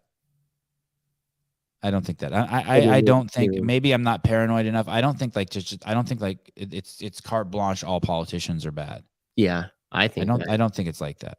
I think we need a third party. And I think people need to understand what liberty is. We're too bent on democracy, and we don't really understand what liberty is. That's a good point. Daniel Arnson, Sevon, what is your go-to blend of Paper Street coffee?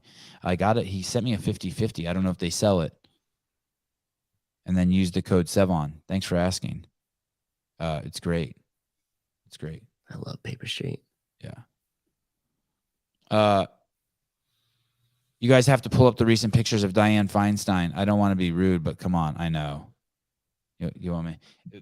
Isn't someone asking her to step down? Isn't the Democratic Party asking her to step down? Dianne Feinstein. Google Images are held. Did you? Oh, are you seeing it? Oh my goodness! That first one that popped up on Google. Here, you want me to share it? Oh my goodness! Oh my god! Dianne Feinstein cast. Oh my goodness! Dude, look at that. This is just 21 hours ago. Hey, and you know what's crazy? I bet you there's a lot of my dear close family voted for her. Oh boy. Gentlemen. Hi. Yo. What's going on? We can rebuild him faster, stronger. I was working out and I heard I was summoned. We got a bunch of CEO shirts left over from Wadapalooza. Oh. You guys want to give them away at semis? Oh, yeah. Of course. Are you going to any semifinals? This is Gabe, by the way, from Paper Street Coffee for people who don't recognize his voice. Yes. Let's absolutely do that. All right. So I don't know how many we have. Travis will let me know. But those are the ones that we paid for Wadapalooza. So we'll give them away at the East semis. I'll have a booth. At the West semis, I'm just going to go chill. Okay. Oh shoot! This thing got jacked up. Sorry, I'm looking at pictures of Dianne Feinstein as I talk to you. Oh, the Grim Reaper. What's that? What was that show back in like the '90s? Tales from the Crypt. Yeah. That's exactly what she looked like, right? How old is she? Spot on, Gabe. Whoops, sorry. Fucking 125. I'm assuming that's right. Oh yeah, that looks like it for sure. Feinstein, but also go ahead. Also, like you guys said, with the whole ordering stuff, like how Apple has like, I just bought all my new bags from India. It's not because I didn't want to use an American company. I was talking to an American company and they just like weren't like doing anything. I was literally like, I think left on red for like 2 months. So it's like, you know, there's some companies that like do. How do you know that you were left on red? How do you know that? Because I kept on, I assume I kept on emailing whether they're a pretty big company. So I kept on emailing and nothing happened. So, but they're out of like Washington. So you know how that works. Is there a 50-50 blend on your, right? I do know how that works in Washington. Is there a 50-50 blend for sale on the Paper Street? Not yet. I'm going to try to do everything for the East and the West semis first, and then everything will go up on the website. So, like, if you come up to the booth at the East, the only booth, that'll be the last Paper Street Coffee event that I'll do, by the way, for CrossFit. I think we're, like, phasing away from being, like, the athlete-centric and kind of just, like, being more community-centric when it comes to Paper Street Coffee. Mm. So that'll be the last time I'll have a booth at, like, any CrossFit event. So when will be the last time? The East semis. Oh, wow. Okay. Yeah. I think Paper Street Coffee is going to take a little step back from you know, being in like the forward facing athlete side and really kind of just focus on like growing the community base when it comes to that. And is everything good? Is business good? Oh, business is amazing. Okay, business is amazing. Okay, made me nervous for a second.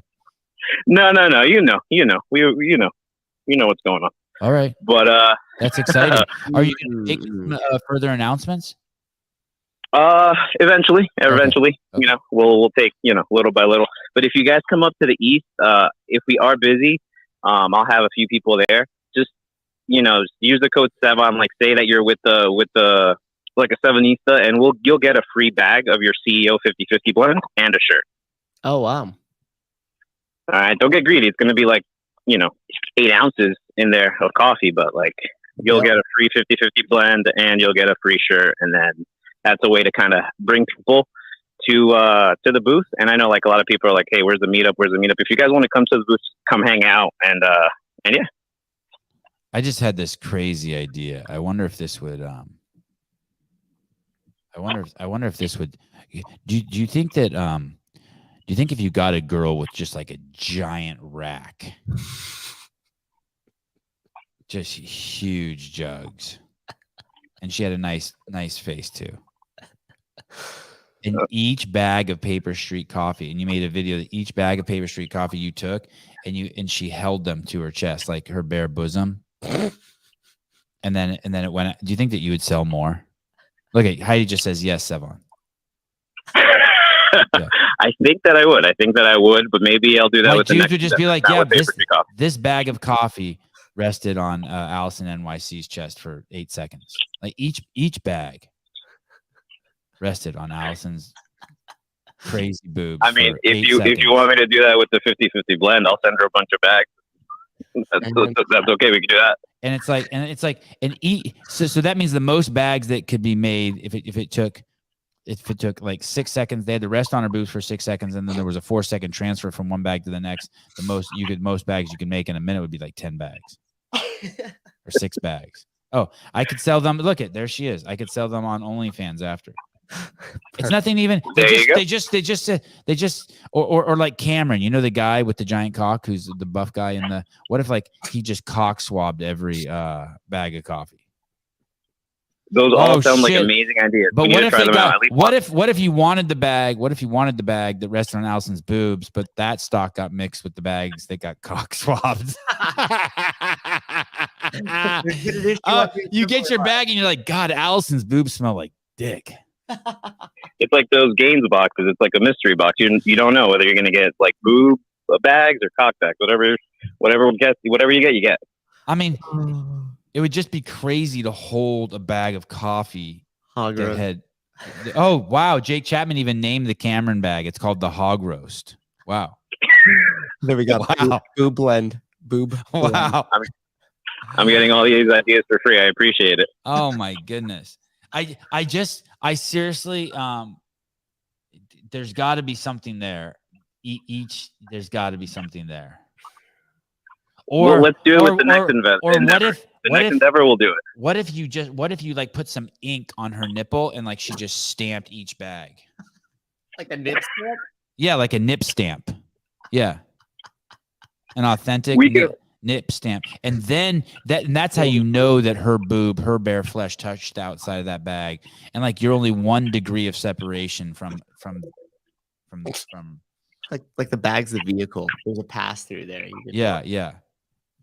You may not ever get to. You will never get to touch Allison's boobs, but there we go. You will get to touch a bag that touched her boobs. The bag that touched her boobs. Let's keep brainstorming that idea. Okay. As long as it's rough. It's rough. Oh, and Vindicate just named Allison's coffee nipple nectar. Judy says cock coffee. So that's a little strong. That's the dark blend. Dude, Judy got the name for the next endeavor. That was going to be what we were working on, right? Talk coffee. Hot coffee. Gosh, she figured us out. Hey, isn't there a bean? I remember Fraser and Bridges telling me about a bean that you actually let an animal eat the bean. Then the animal shits the bean out, and then you clean it, and then it's a. I forgot the name of it. Something coupia, some shit like that. No, you don't want that. Yeah. It doesn't taste as good as people make it seem. It's just limited quantity. People being fucking stupid out in like the Pacific Islands. It's not good. It's expensive, but it's not good. Monkey shit coffee. Oh, dude, you guys don't know. I just got approved for my first location in New Jersey. Holy shit. Yeah.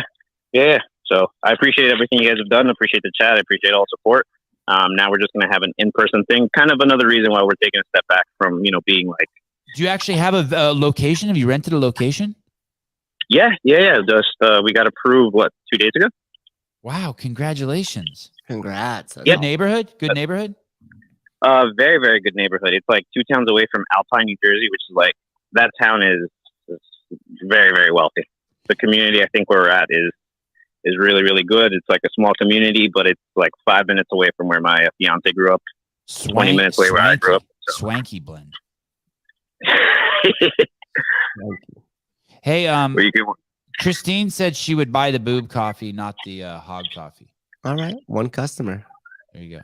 The hog's not. there we go. We'll see. We'll put it up. We'll put it up on the website, and if it goes well, I'll every ounce of proceeds will go back to the podcast.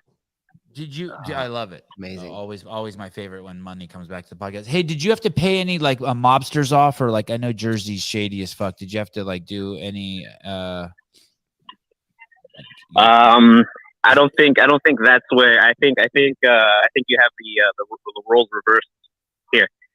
You assume that I have to pay someone. It's not that people have to pay me. I like that. Ah, okay. We'll keep it like that. Okay, I understood. Okay, so the coffee shop might be a front for a extortion operation. Gotcha. Let's go ahead and make sure we edit that out. Make sure we edit that out for when it's when it's up live. Make sure it's completely edited out. All right. Well, congratulations. I'm excited. I can't wait to visit the Paper Street Coffee's first location. I'll drive there with my sons across the country when I head over to Taylor Self's wedding. I won't hold my breath. I'm pretty sure you won't come to New Jersey anytime soon. I am going to. Gabe's a realist. All right, gentlemen. I appreciate everything. Please, if you guys come out to the east, just show up. If I'm not there, Paulina will be there. She'll be working the booth. Just stay here with the chat, and again, shirts and coffee. Paulina will be there. The Texas girl. Yeah, she's a Paper Street employee. Oh, it's awesome. All right, good. That's awesome. Yeah. I appreciate you guys. I'm gonna go back to working out. Okay, cool. Talk to you later. Bye. Bye, Gabe. No, so there's no 50-50 blend yet. It's exclusive for you. There's no titty coffee yet. I'm unfollowing the meme.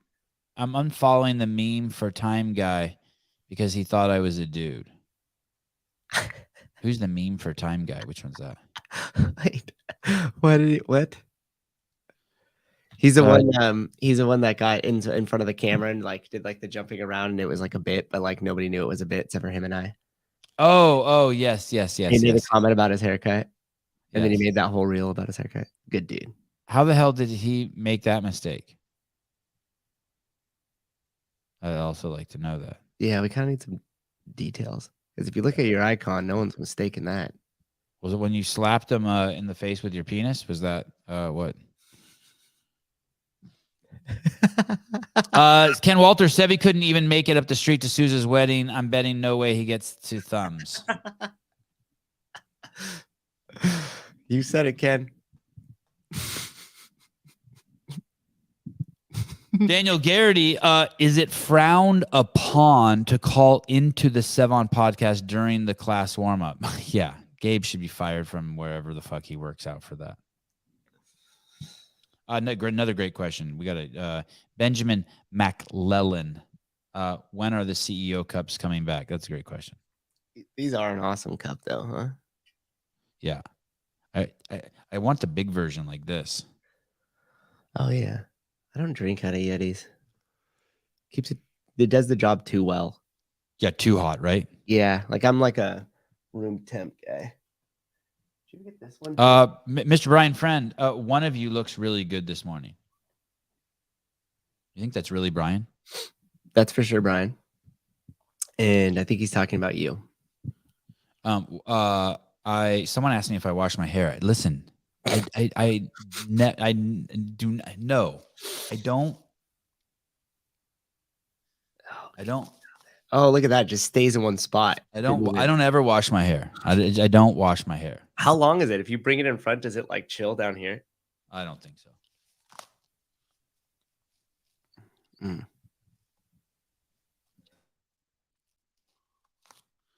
I look like a Muppet. Yeah, I haven't washed my hair since 1945. Yeah, exactly.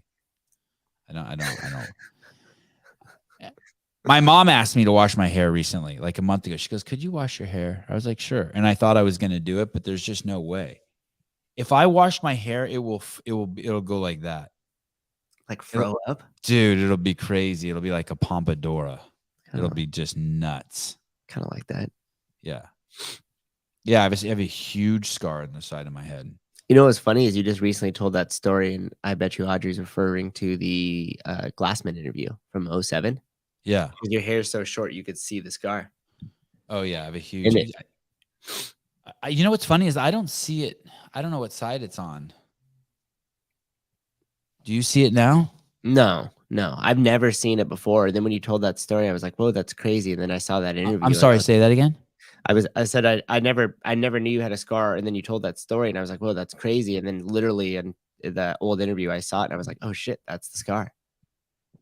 You wash it with water, right? Yeah. I run the shower through it, and I just run my fingers through it, and I do all that. But like, I went swimming in the ocean here a handful of times since I've been here too. See Jeremy's comment. All right.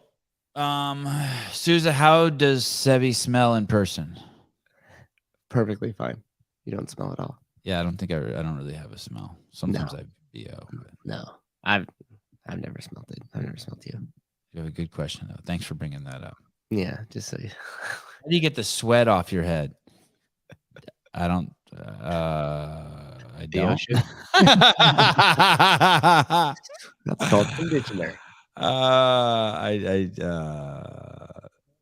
Sevi uses splooge in his hair. I try not to, but anything's possible. Okay. Tomorrow, do we have a guest tomorrow? No. It's Mother's Day. Okay. You and I are gonna be kicking it. Where is Hitler there right now still? He is, but he's not here. Oh. He's gonna come live with me for a little bit, huh?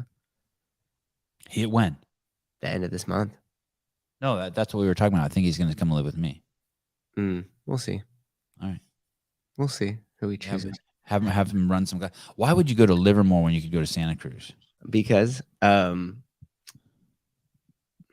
there's in a gym. He's got a gym. He's got this. He could make videos here when I'm not here. Fair enough. That's all I got. My mom would never come on. I've asked my mom to come on. She's not coming on. I guess I could call her. I could surprise her.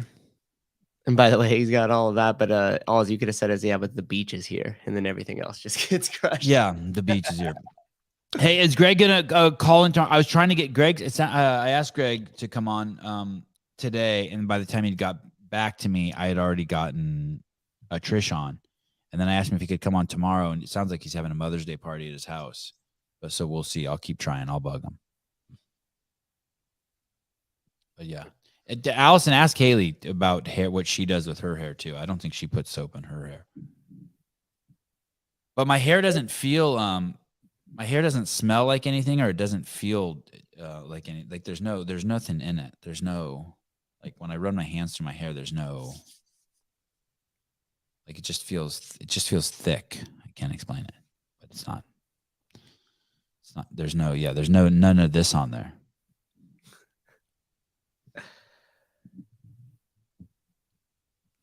Yeah. Yes. Nope. So, yeah. Nice. Well done. Dave is coming on soon, by the way. I did actually speak to him yesterday. It sounds like Souza is coming down to my house sometime in the near future. We're going to rework the whole studio and give it that final touch, and so I can start having people inside the studio. And I think the first one will be Dave again. So, okay. Thank you, everyone. Thank you, Trish. We'll see you guys tomorrow morning for Mother's Day. Bye-bye.